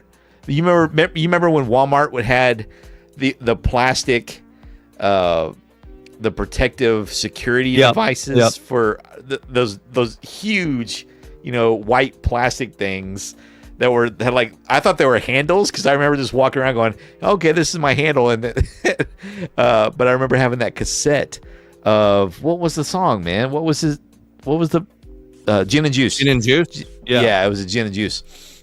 And that's pretty much as far as I got. Yeah, I jumped on the Eminem train in my early 20s or whatever, and when the Eminem show came out, but that was about it. I remember my truck, I had like the speakers and I had the sound system, and I'll never forget it, dude, because when I got them installed, this guy said, "You want the ultimate..." He was into it too. He said, "You want the ultimate test for your subwoofers in the back of your truck?" I go, "Yeah, dude. What are you gonna put in? Like some Bone Thugs or something like that, And he goes, "No, man. Here you go. Put this in." He puts in U2, With or Without You, because he says that's the ultimate test for bass. Because the bass line and everything. Yeah. Anyways, it was just a funny memory that I have I remember and I got my stuff stolen. I lived in kind of a rocky part of Austin, Texas at the time, and I got broken into my truck. My stereo was stolen probably 5 or 6 times, and finally the insurance company just stopped covering me, and the police just came back and said, "Dude, you just need a new truck." Because I mean, when the cops recognize you for getting broken into so often, it's a specific type of truck. It was a GMC, and all you had to do was jimmy up under the handle. It was really easily accessible, and then the alarm was for crap.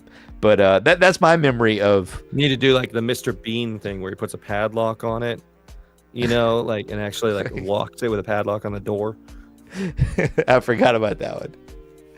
That's good, man. Okay, I digress. Let's go with my number 4. Oh man, this is tough. I got a few options here. I don't want to take anything from you. Let's go with, all right, I got to do it. I got to put this on here. I'm going to go with The Simpsons for my number 4. I know it's a chalk pick, but I got to have it, man. Got to have it in my list. So, Simpsons, who doesn't love The Simpsons? Next week, we're going to be doing our top 5 Simpson characters. And do you do any voices from The Simpsons? I haven't even tried. I guess I was just now getting over the so intimidated by Hank Azaria and Dan Castellaneta thing that I just never tried. But I've been trying recently. I want to do Krusty eventually. What do you mean? What do you mean you're getting over the Hank Azaria thing? It was because like I was so intimidated by how many voices that it could do.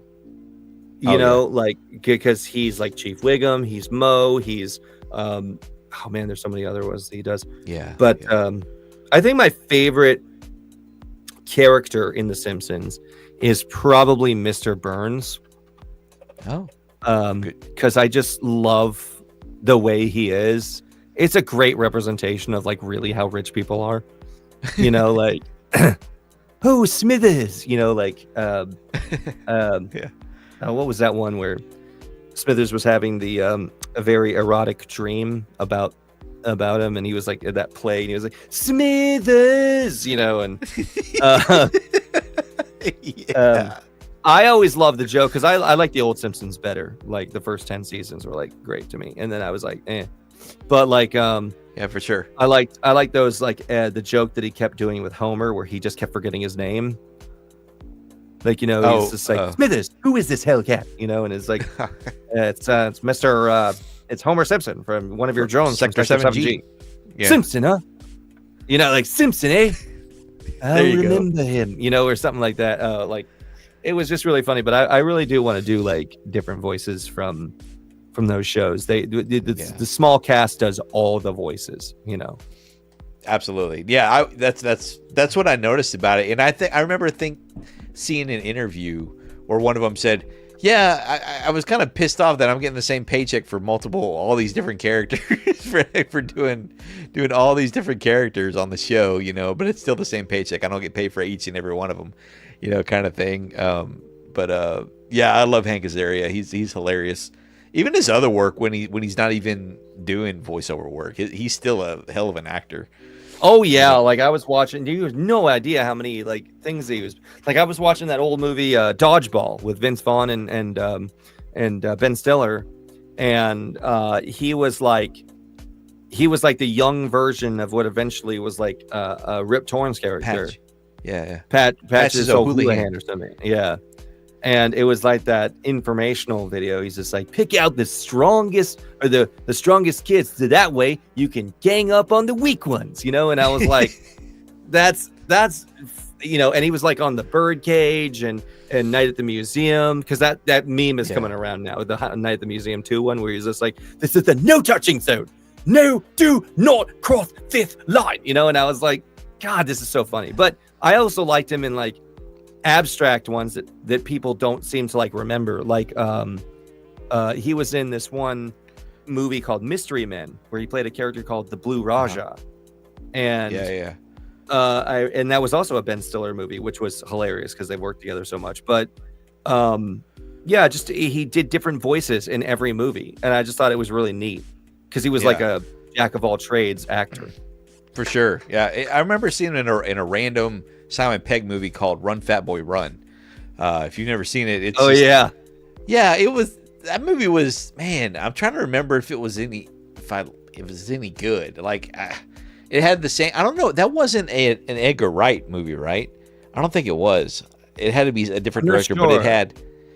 I know he did Shaun of the Dead, and like I think he did Hot Fuzz. I don't know if that was. He did. He did the trifecta Cornetto trilogy for sure. He did Shaun of the Dead, Hot Fuzz, and World's End. But he also did Baby Driver, Scott Pilgrim versus the World. But I don't know if he did Run Fat Boy Run, because it was kind of a rom-com kind of thing. And Hank Azaria was in that, and he was the love interest of the girl that he loved, or his ex-wife, or whoever she was. It's been a minute, but I don't remember it being that memorable, But it had the jerk, jealous boyfriend from Shaun of the Dead, and he played a completely different character in Run Fat Boy Run, and he was pretty funny in Run Fat Boy Run compared to the annoying, nerdy, guy in Shaun of the Dead who was, nobody liked in that one. But so it was nice to see him get a little bit of, clout back for that. But man, Hank Azaria is great. Even Ray Donovan and all these other smaller bits that he plays in TV shows and things like that. What's your number 4, Isaac? I've been thinking about that. I'm gonna have to say I think the Wild Thornberrys. Oh, really? Because I liked the show's message, and I also liked the fact that Tim Curry was the dad. He was Nigel Thornberry. No way. Yeah. Seriously? Yeah, Tim Curry played a great that character. I was a huge fan of Tim Curry. Oh yeah. Amazing actor. So yeah, like he played this he was a British dude, but it was like this weird version of a British accent, and I just thought it was amazing. What's your favorite Tim Curry movie? There are so many of those.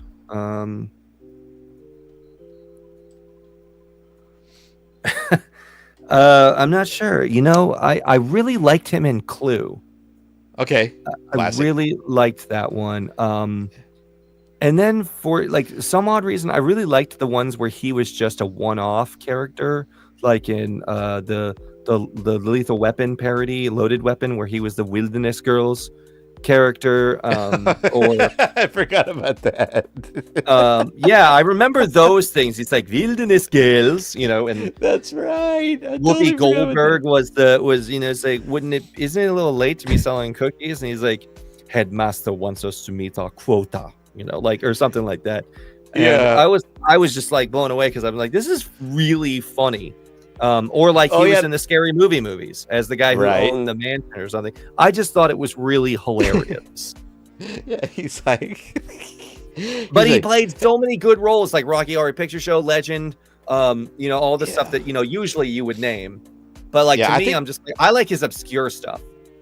No, that makes sense. The funniest part about the Wilderness Girls was the trippy camera tricks that they used, because that's what I remember about that was that it was they used obviously a young girl for the legs up, and then when it came to the top, it was him. You know, I don't know how they did it. And then a cigarette came down next to that. That's what it girl's was. leg. That's what it was. Yeah, He was skipping, I remember weird crap details about movies, like literally useless to nobody. But those are the weird details I'll remember. For sure. Love that, man. That's good. I gotta say, I think either Pennywise or Legend, you know, are my top two. Legend was great. Yeah. Very underrated so movie. Good prosthetic effects and just costumes were just mind-boggling, even to today's standards. Dude, the camera photography, how they made him look so huge was pretty outstanding, man. Ridley Scott did that one. I think dude, that's kind of like, if you look at Ridley Scott's career, I think that's kind of a forgotten movie from him. A lot of people hate it because, well, I'll say Ready Player One hates it. Ready Player One is one of my top book of all time. It's my number 3 movie of all time, just because I love the book so much. But if you read the book, actually, I listened to the audiobook. Will Wheaton narrates it. If you've never listened to the audiobook, Will Wheaton, my mortal enemy. Yeah, Will Wheaton. Go listen to the audiobook, dude. You will not be disappointed. He does a fantastic job at his performance at it. But there's a scene in the book where the two guys are having a fun argument about movies, and what one guy is like, "Oh, you just like Excalibur because of all that lame, Alan Parsons, synthesizer keyboard crap music." Blah, blah, blah. And he goes, man, they were talking about Lady Hawk and making fun of Matthew Broderick and who was it? Michelle Pfeiffer? I loved Lady Hawk. Yeah, Michelle. And they're just bashing each other on these movies. And he's like, dude, Lady Hawk, I have not seen a movie that has less balls than ever since freaking Legend. And they're like just making fun of all these movies, and this dudes being dudes in a basement, a digital basement, of course, virtual basement. Dude, it's such a fun read, or just like I said, listen to the audiobook. You will not regret it. It is such a fun. You go check it out, man, if you get a chance. Ready Player One is fantastic. Yeah, dude. But yeah, Legend was fantastic. I don't care what Ready Player One says. Ernest Cline is the author. He lives here in Austin, Texas somewhere. Owns a DeLorean. Yeah. And Spielberg did. Did you like Ready Player One, the movie? I saw it and I thought it was okay for what it was doing. I wasn't like in or not into it. I was like, this is a movie. Okay. Well, so here's the thing. I've probably listened to the book 7 or 8 times, and you're the kind of person that picks up on little details. And I know that if you listen to that book or read the book as many times as I have, you will appreciate all the little bitty nuances and totes to the book that are in the movie. It's way different, obviously. It's more of a role-playing game in the book, but there's so many nods to the book that a lot of people didn't even notice the little details, but you will notice it. I guarantee it. If you read the book or listen to it and then go watch the movie again, yeah, I guarantee you'll have a new respect for it. Yeah. I mean, I might do that actually. You should, man. It's fantastic. Number 3, I'm going with a dark one, man. I shouldn't have been watching it as a kid, but I watched it anyway. Spawn, the animated series. Yeah, I remember that one. Oh, dude. Something so dark and memorable. Like I said, like I was way too young to be watching it. Shouldn't have been watching it, but I was flicking over on HBO and like, okay, here it is. It's so cool. Just like the way the clown, the voice acting, dude, that guy's voice for Spawn was so low. Who was it? Wasn't it the guy from something about Mary? Mary's dad. I don't remember actually. Like I remember seeing that show, but I don't remember like retaining a lot of memories from it. Do you know what I'm saying? Yeah, for sure. No, I've got I can't really say I have any like memories, but I remember enjoying the heck out of it because it was so different and it was so dark because they drew the animation on black paper. And they did the same thing with a comic from what I understand. But yeah, they drew the animation on black paper. Tom McFarlane obviously killed it. And so I really like, I mean, the clown was just so creepy and I did think that John Leguizamo played a great version of the Violator. I think that was the clown's name. Oh yeah, he was a clown. Yeah. He nailed it. Yeah, he was the best part about that movie. The only part about that movie that was any good. The rest of it was. I mean, I loved watching it as a kid. You know, it was like, oh my gosh, this is cool. It's Spawn because we had the figures, the action figures, and we played with them. And loved the movie. You know, and then it's kind of a guilty pleasure because you grow up and everybody just bashes the heck out of something and you start like with your own brain kind of just getting on the bandwagon of, yeah, I guess it's kind of a crappy movie now that you think about it.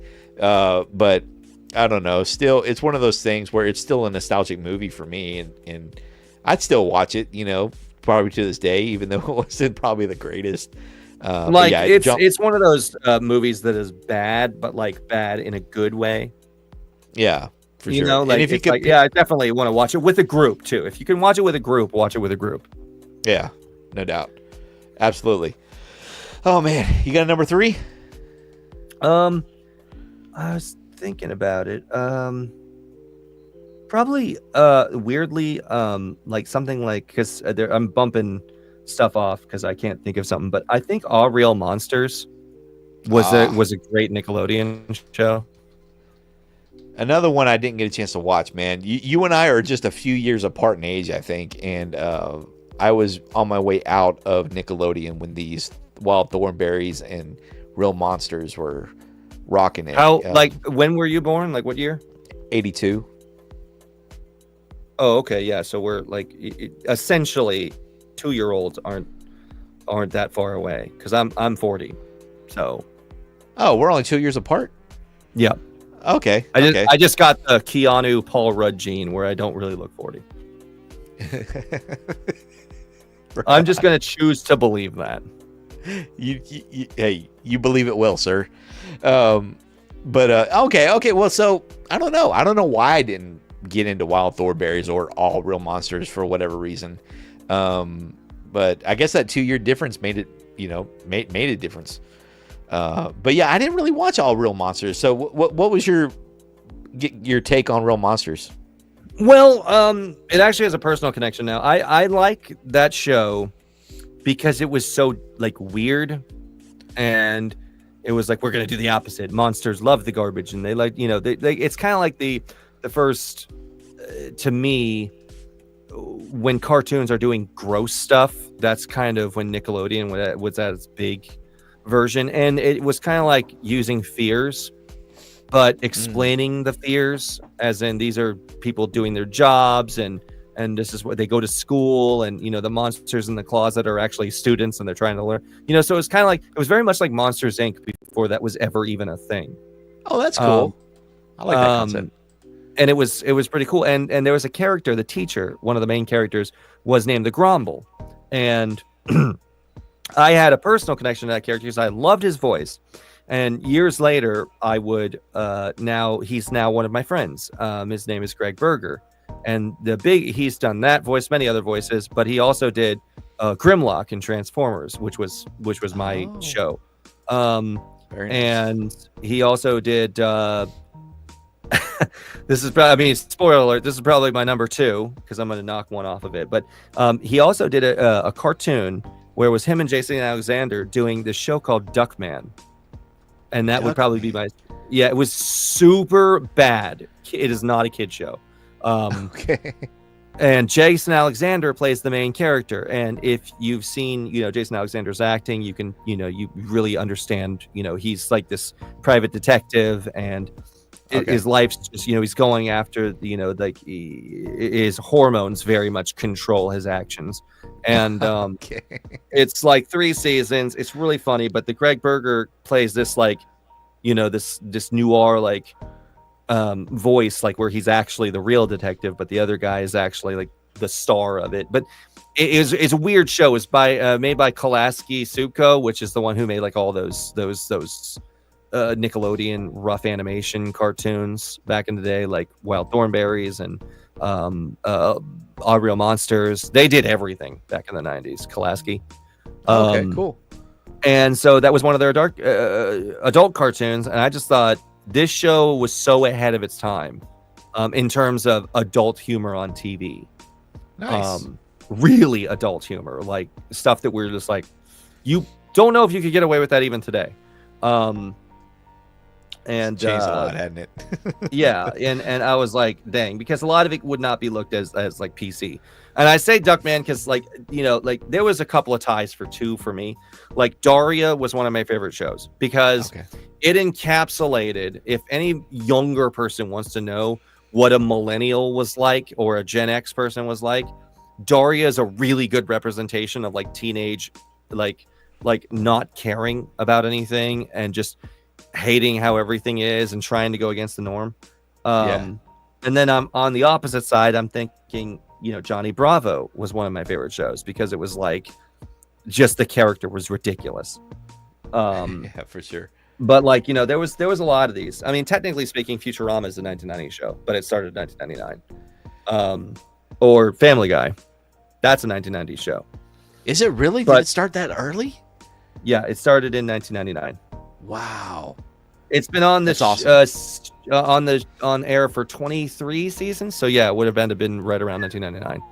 That's wild. That's wild, man. So technically that would be it. But it shows that I keep going back to that I would consider my favorites. Like there were a lot of great shows out there. Like Gargoyles was artistically amazing, and the voice was great. Everything about it was great. But what is his name? The guy who did Thundercats, Lion-O, was he the voice of Gargoyles too? I can't remember. I don't know if he was in that, but it was Keith David who was somebody else, main guy, who's now in like Hazbin Hotel and doing a lot of stuff too. No, the one of the ladies from Reno 911, her dad is the voice of Count Chocula and Lion-O, Silverhawks. God, what is his name? I met him too. He was a really, really nice guy. Really nice. I'm spacing on his name. I don't know why I thought he might have been part of Gargoyles. But wriggling back to your Carlos friend who was in Reno 911. There you go. Go ahead and give me your number 1. You got a number 1? It's got to be because I've watched it over and over again, and like I said, personal connection. We've talked about it today a lot, but it is Rocko's Modern Life. That is my favorite 90s cartoon. Very nice. Very nice, dude. My number 2, I'm gonna go with Batman the Animated Series. I was gonna say somebody should say Batman. Yeah, Clayface was my favorite villain. He beats Joker every time for me because I love movies and cinema, and Clayface was an actor. We all know his origin story. Love it. He's like I said, he's my favorite villain, and I just love Kevin Conroy's voice. And the animation was great. The soundtrack was great. I don't know if that was Danny Elfman or not, but fantastic. Actually, I don't know if it was Danny Elfman, but going to Kevin Conroy, I'm going to make a video about some of these stories anyway. But I remember I was in Florida, and some friends of mine were running conventions, so they put me on the guest list when they had no right to be on the guest list. And so I had done like nothing. I had done like a YouTube channel with less than 1,000 subscribers, and I was in the top suite where all the other actors were, and I remember like it was years ago. Like Todd Habercorn was there and stuff like that, and I was in this green room, where at the top suite doing like snacks and stuff, and dude comes over and he's just like, "Hey, what do we got for eats?" And I was just like, "Oh, look, they just brought fresh cookies and stuff." I didn't even know who this guy was. And I was just talking to him because he looked like somebody's dad, And I was like, "Oh, okay." So I sat down and he sits down next to me and he's just like, "So you're here for the convention?" And I was like, "Yeah, I want to meet some of the actors and hang out with my friends and stuff like that." And I was just like, "Well, what's your name? Are you here?" And he was like, "Yeah, I'm here. I'm a guest." And I was like, "Well, what's your name?" And he was like, "My name's Kevin Conroy." And I was like, "Oh, okay. Who's that? What do you play?" And I didn't know. And he was just like, "I play Batman on the cartoon Batman series." And at that point, I had not really seen a lot of it. Like I've seen Cupid. I was like, "Oh yeah, I know Batman. Everybody knows Batman series." But I was like, "That's such a cool voice." So he sat there for like 20 minutes and just told me where he got the voice and how he was inspired by it. And I was like, "That's really a cool story." That he just kind of sat down with somebody he didn't even know, a kid, and just kind of talked about his stuff because just because I asked, Yeah. And that takes the pressure off too when you don't really know their work, right? You're not really that familiar with them. You don't recognize their face or anything. It takes away the star power a little bit, and you're not as nervous to talk to him. You're just like, you look at him as a normal dude. You know what I mean? I don't know. I just feel that's happened to me several times. I've run into all these different voice actors that I met Pete Capella. And I'm just like, I don't really know who you are, but he was super nice, dude, and we just hit it off like really well. He was really just open and just but I felt so comfortable because I didn't know anything about him really. And do you ever get that? Was that how you kind of felt with it kind of like it. Sometimes it takes the pressure of having to perform, like Adam having to be on. Yes. And I noticed that because like I'll be talking about something like I've had a lot of people recently too, where I get recognized a lot because of the Skeletor stuff. People don't even know He-Man, know this character that I've basically reinvented.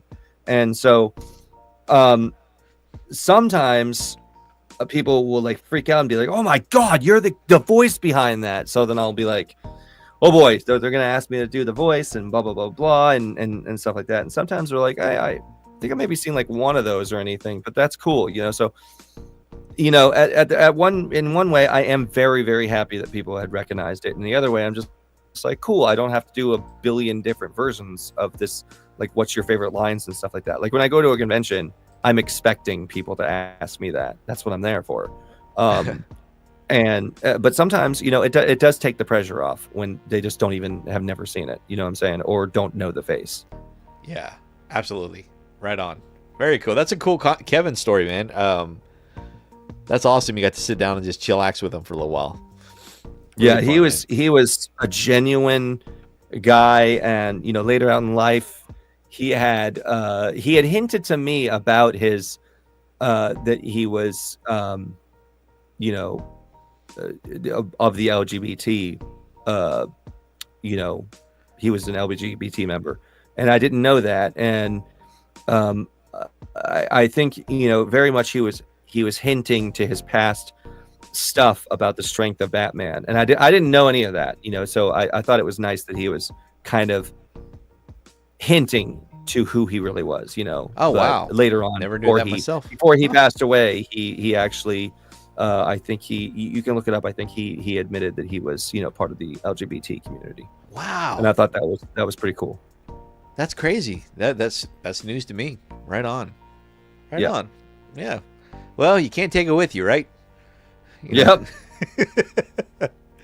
And I'm okay. I'm gonna go with my number one here. I'm surprised that you didn't tick it. I wanted to let you have your number one at least in case it was on there. But I mean, I'm surprised that nobody took it. I mean, I'm going with King of the Hill, man. King of the Hill, number one. Oh, damn! I forgot about that.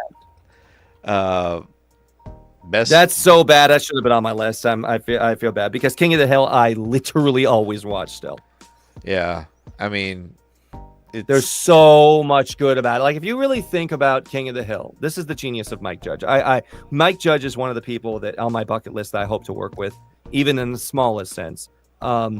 Because Mike Judge did Office Space. He did what the hell was that? Idiocracy. The one Idiocracy. He did King of the Hill, Beavis and Butthead. One of my favorite shows to this day, literally quoted all the time, which is Silicon Valley. I still haven't watched that. Is that good? That's pretty good. It's one of the best written shows and most accurate shows I've ever seen in my life. Okay. I used to be a coder in like the early 2010s, like the 2007 to 2010s. Wow. I used to do website programming and stuff like that, and do like design and stuff for like MySpace. Oh, that's like cool. I ran there a couple years before their end. MySpace. And it was so freaking accurate because Mike Judge used to work in Silicon Valley. So he wrote what he knew was going on. And so like he basically called how Elon Musk and all these billionaires were going to be. Like you can see that like I'm just saying because like Elon Musk was the first one that came to my mind, but I'm talking like Jeff Bezos, Bill Gates, all these billionaires, they kind of all are the same personality, like a god complex. And his characters were written so accurately that it was frustrating. I was mad at how good how good the show was. And then he did Exploding Kittens, which was a card game, but he actually made the cartoon now. And then he made. I thought I saw a show of Exploding Kittens. I never knew that existed. I remember the card game. So yeah, it's on now. Netflix and it's worth it because it's hilarious. And he's coming out. It's February 2nd is the premiere of his new show, which is Common Side Effects, where he's basically attacking Big Pharma. And this is Mike Judge. And yeah, he's awesome. Yeah, King of the Hill. A lot of people don't realize that. Oh, it's boring. It's just a average show. I'm like, no, man. It's really making fun of American culture. Like, if you really look at it, Hank is like a very symptomatic way of how Americans think, because Hank is very xenophobic and he's not very open-minded to a lot of things. But in a lot of episodes, you kind of see him learn how to accept things, and it's kind of a neat thing. Like his not understanding of Bobby is a really good example of how a lot of dads, especially millennial dads or millennial kids, couldn't understand their fathers, but their fathers a lot of times still loved them, but they just couldn't understand them, you know. And he was even saying, this is kind of how I wrote the show, where I was looking at American culture and seeing how I could mirror it, and I was like, this is great, you know, like this is such a great show. Yeah, and I think they're rebooting it. That's what I heard too. I don't know how they're going to do it without Dale and all those guys. I mean, I'm sure you can find somebody that sounds like him, right? Well, I think like what's his face? The guy who played. I think his name is Josh Harnell. The guy who played Dale. He passed away, and so did Brittany Murphy, who played Luann. But they were a couple, and I was like, from a writing standpoint, you could just say Lucky got a really good job and had to move away, and is living a good life with his with Luann. Well, how are you going to get away with Dale though? Dale's part of the core crew. Yeah, Dale Gribble. Sorry, Tom Petty was the guy who played Lucky. But yeah, Josh Harnett, who played Dale. I don't know how you're going to do that, but I do know that somewhere through the grapevine, because I'm in the Hollywood world too, that he had already recorded multiple episodes. So it might be a limited series, or they might do something with Dale. Like he'd already been done with the booth voice acting for at least like I think the first half of the first season or the first season. I'm not sure, but that's, cool. That's the rumor. So we don't know until they tell us. So conspiracy time. Is Bill Bobby's real father?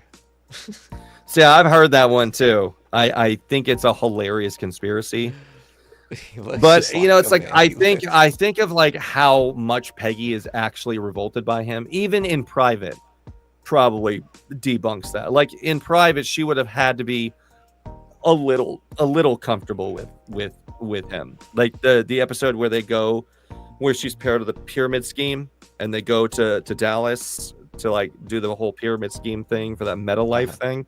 Even, you know, in private, she should have said or acted differently if they had that past. It's tough But she was because still Bobby looks just like him, does he not? Does he not look like him?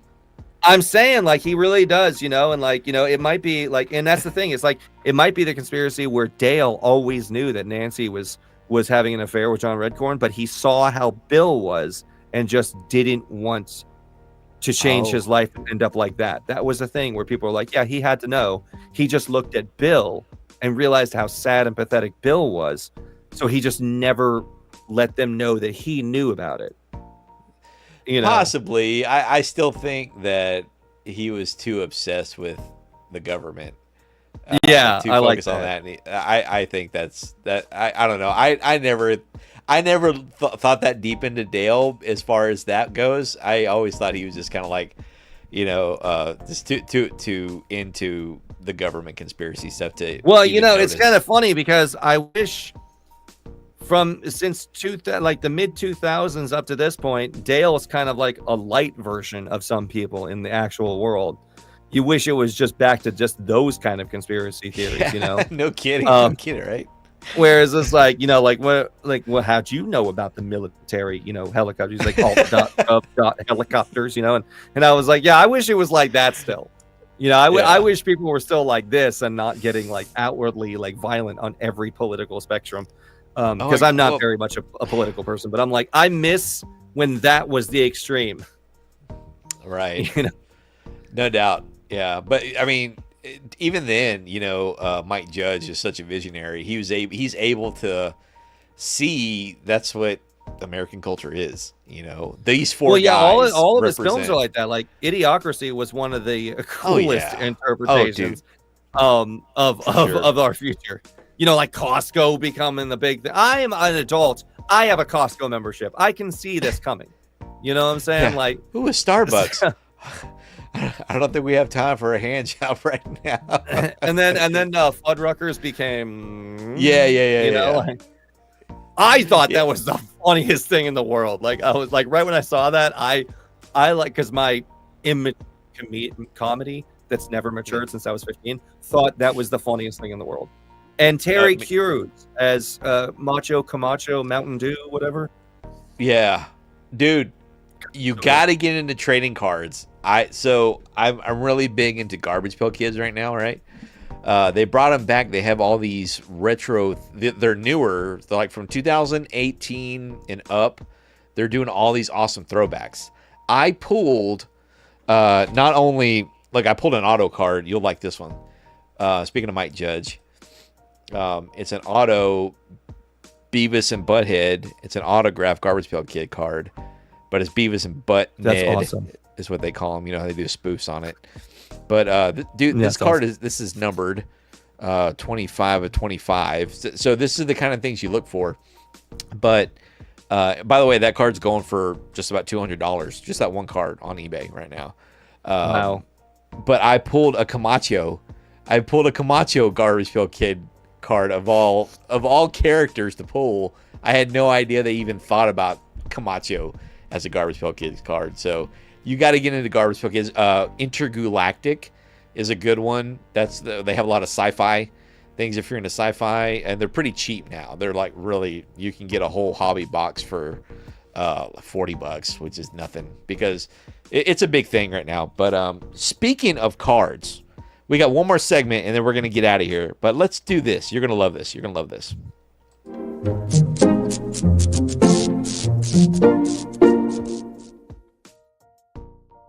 So for the final segment here, we're going to rip some card packs, man. When's the last time you saw some trading cards? I don't know. I never really got into trading cards, just truth be told. Well, maybe I can sway you a little bit here because we're going to do some Simpsons, Nickelodeon, Turtles, and G.I. Joe. You pick first. Which one are we doing first, man? I like The Simpsons. I've actually seen those cards recently in a collector's store in my neighborhood. Yeah, these are cool. So we'll start with these. These are from 1990, dude. These are from the first season, right? I think around that time. All right. Going with the classic. No Way, Man. Here is March your butts up to bed, you little hellions. Pronto. Can the rest of our bodies stay up and play? See, I love those one-panel joke things. Yeah, these are almost like a cartoon from the funny pages of the paper. It's amazing how much beauty and intelligence can fit into such a petite frame. See, that's a brilliant line because it's for me, my mind goes, "Oh, it's a frame." Petite frame. She's talking about herself. I love that. Yeah, obviously, yeah. Apple Polisher, thank you very much. I take that as a compliment. That's awesome. This looks like the work of one Bartholomew J. Simpson. I forgot that was his full name, Bart. Bartholomew. Yeah. Maggie, Lisa, you in there? That's a cool shot, actually. I love the silhouette. There was just his eyeballs, and that's pretty cool. I love that. That's cool. Yeah. Homework in society's way of homework is society's way of torturing their young. That sounds like That's a Skeletor effect. I was gonna say it doesn't sound like something Lisa would say because she was always into like education. Yeah. Well, how would Skeletor say that? He would probably. Homework is society's way of torturing their young. Until we meet again. Damn. I gotta. There you go. Now you got your next video. Points. No, it sounds good, dude. You're fine. Marge, let's run away from home. You know what who Homer Simpson is? Have you ever watched Gumball? You ever watched Gumball? Dude? Yes. The dad, the bunny rabbit dad, cracks me up. Yeah. That's a funny show. It is a good one. I love that show. Honey, you got to put pants on. No. We're gonna go see the teachers. No. I love the dad. Stand back, comrades. That smell alone from this closet can be lethal. Awesome. Good one. Okay, so let's do some Toidles. Ninja Toidles. These are from 1989. We're going even back. This is not 90s, but yeah. You want to eat that gum? 1989. See that? You I wonder dare if me? it still has a taste. You know what I'm saying? You dare me? Here we go. Ready? Ugh. You hear that? That's delicious. That's it's like eating a hardtack. Yeah. It just turns into powder. That's what it did. Does it even have a flavor? Like, yeah, it tastes like 1989 Innocence?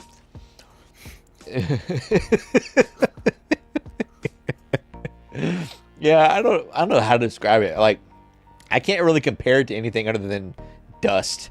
Like dust and oh man, what was the medicine?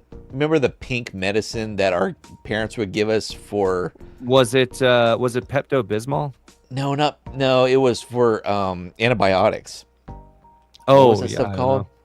It was like pink, but it was for antibiotics. I forget what the pink medicine was called, but that's what it reminds me of. Not Pepto-Bismol, but you know, a little bit. Did you ever have the tablet, the little chewable Pepto-Bismols? No, It kind of has that taste to it. That's kind of how I would describe it. Oh yeah, if you ever get a chance, go buy you a pack of Pepto-Bismol tablets, and you can just the chewable ones, and just to enjoy that delicious taste. I like Pepto-Bismol. I always liked it. Turtle Power. Let's check out that card. You go, Mysterious Rescuer. Hey, that looks like that's Bebop. Yeah. Where's Rocksteady? This is before him. Yeah, I guess so. Look at the Ninja Dry Cleaner, Ninja Shoe Repair, Ninja Rental. What? Never noticed these details. This is our kind of town. Oh, that makes sense. There you go. That's hilarious. Yeah. The Fearless Foursome. Beautiful. That sounds like a film that you don't want to rent.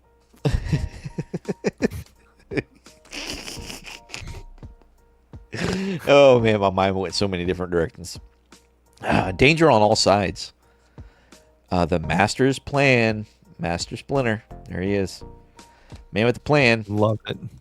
Here, you know what? I have yet to rip these. These are brand new for me.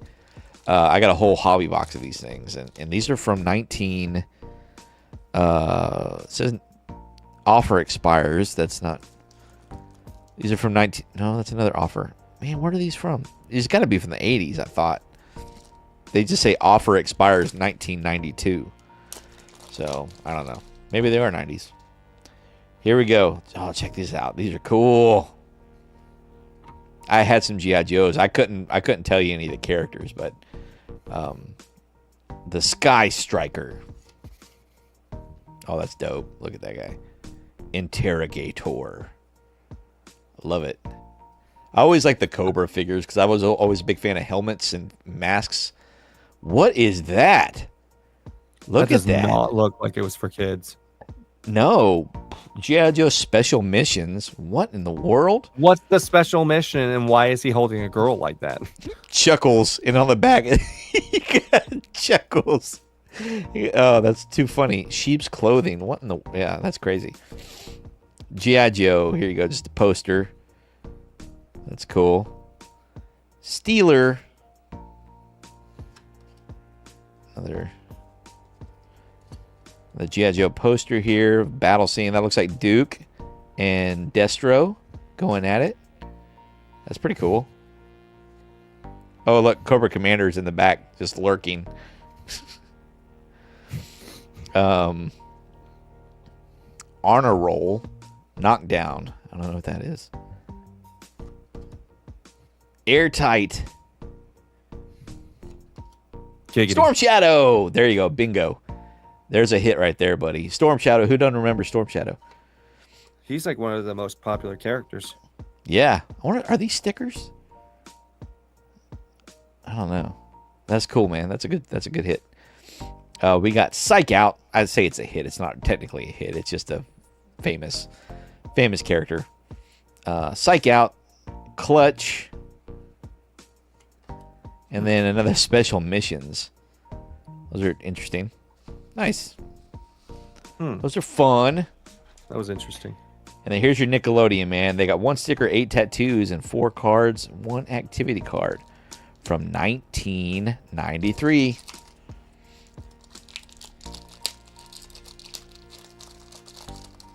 Oh, cool. Looks like we got a Ren and Stimpy one here. Here's a activity card right off the gate here. So look, you can punch out these things, and you can replace like his eyeballs with it. Stimpy just chilling with his comic book there. Yeah, dude. They were really generous with these cards back with these card packs because, I mean, the tattoos don't really work. We tried them. I put them. Me and my boys tried to put them on, and they didn't really transfer. But just the fact that they give you an activity card, they give you a sweet sticker to put on your locker or your binder, with all your cards and all that stuff. You got Phil and Lil, Rugrats action, and then they give you some cards here, some action cards. We got One Small Step for Baby Kind. Uh-oh. That's pretty funny. There it is. I love to squish it between my toes. I love Stimpy, man. Yeah. I remember that. I think I was just watching that recently through like random Nickelodeon stream. Yeah. I forgot about that. Until that memory unlocked right there. Cartoons will ruin your mind. There you go. Poor Stimpy and his tiny brain. Poor Stimpy and his tiny brain. Oh, love it, dude. That's cool. See, that's why you should get into awesome. trading cards. That's why you should get into trading cards. That's good stuff. Mighty fine, dude. Okay, There's a well, store down my street locally that I'm gonna probably check out. oh, they sell cards? Yeah. Very cool. Awesome. All right, man. Well, what'd you think? Did you have a good time tonight for your second time on the Real Life it was Perspective fun. Show? Yeah, always a good time. I was, like it's fun. I was telling my wife, I was like, yeah, I'm going to try to keep it fast paced so we don't. But, I mean, you and I click really well, man. I think we have a good time together, and we have some good conversations. So make great for the podcast. I'm over on Spotify if anybody's listening, wants to listen in on that, all that good stuff. But I want to thank you. Stick around for a minute, but so we can debrief. But before we head out, tell everybody where they can find you. Make sure you type the word "real" in the chat so everybody can follow you on YouTube.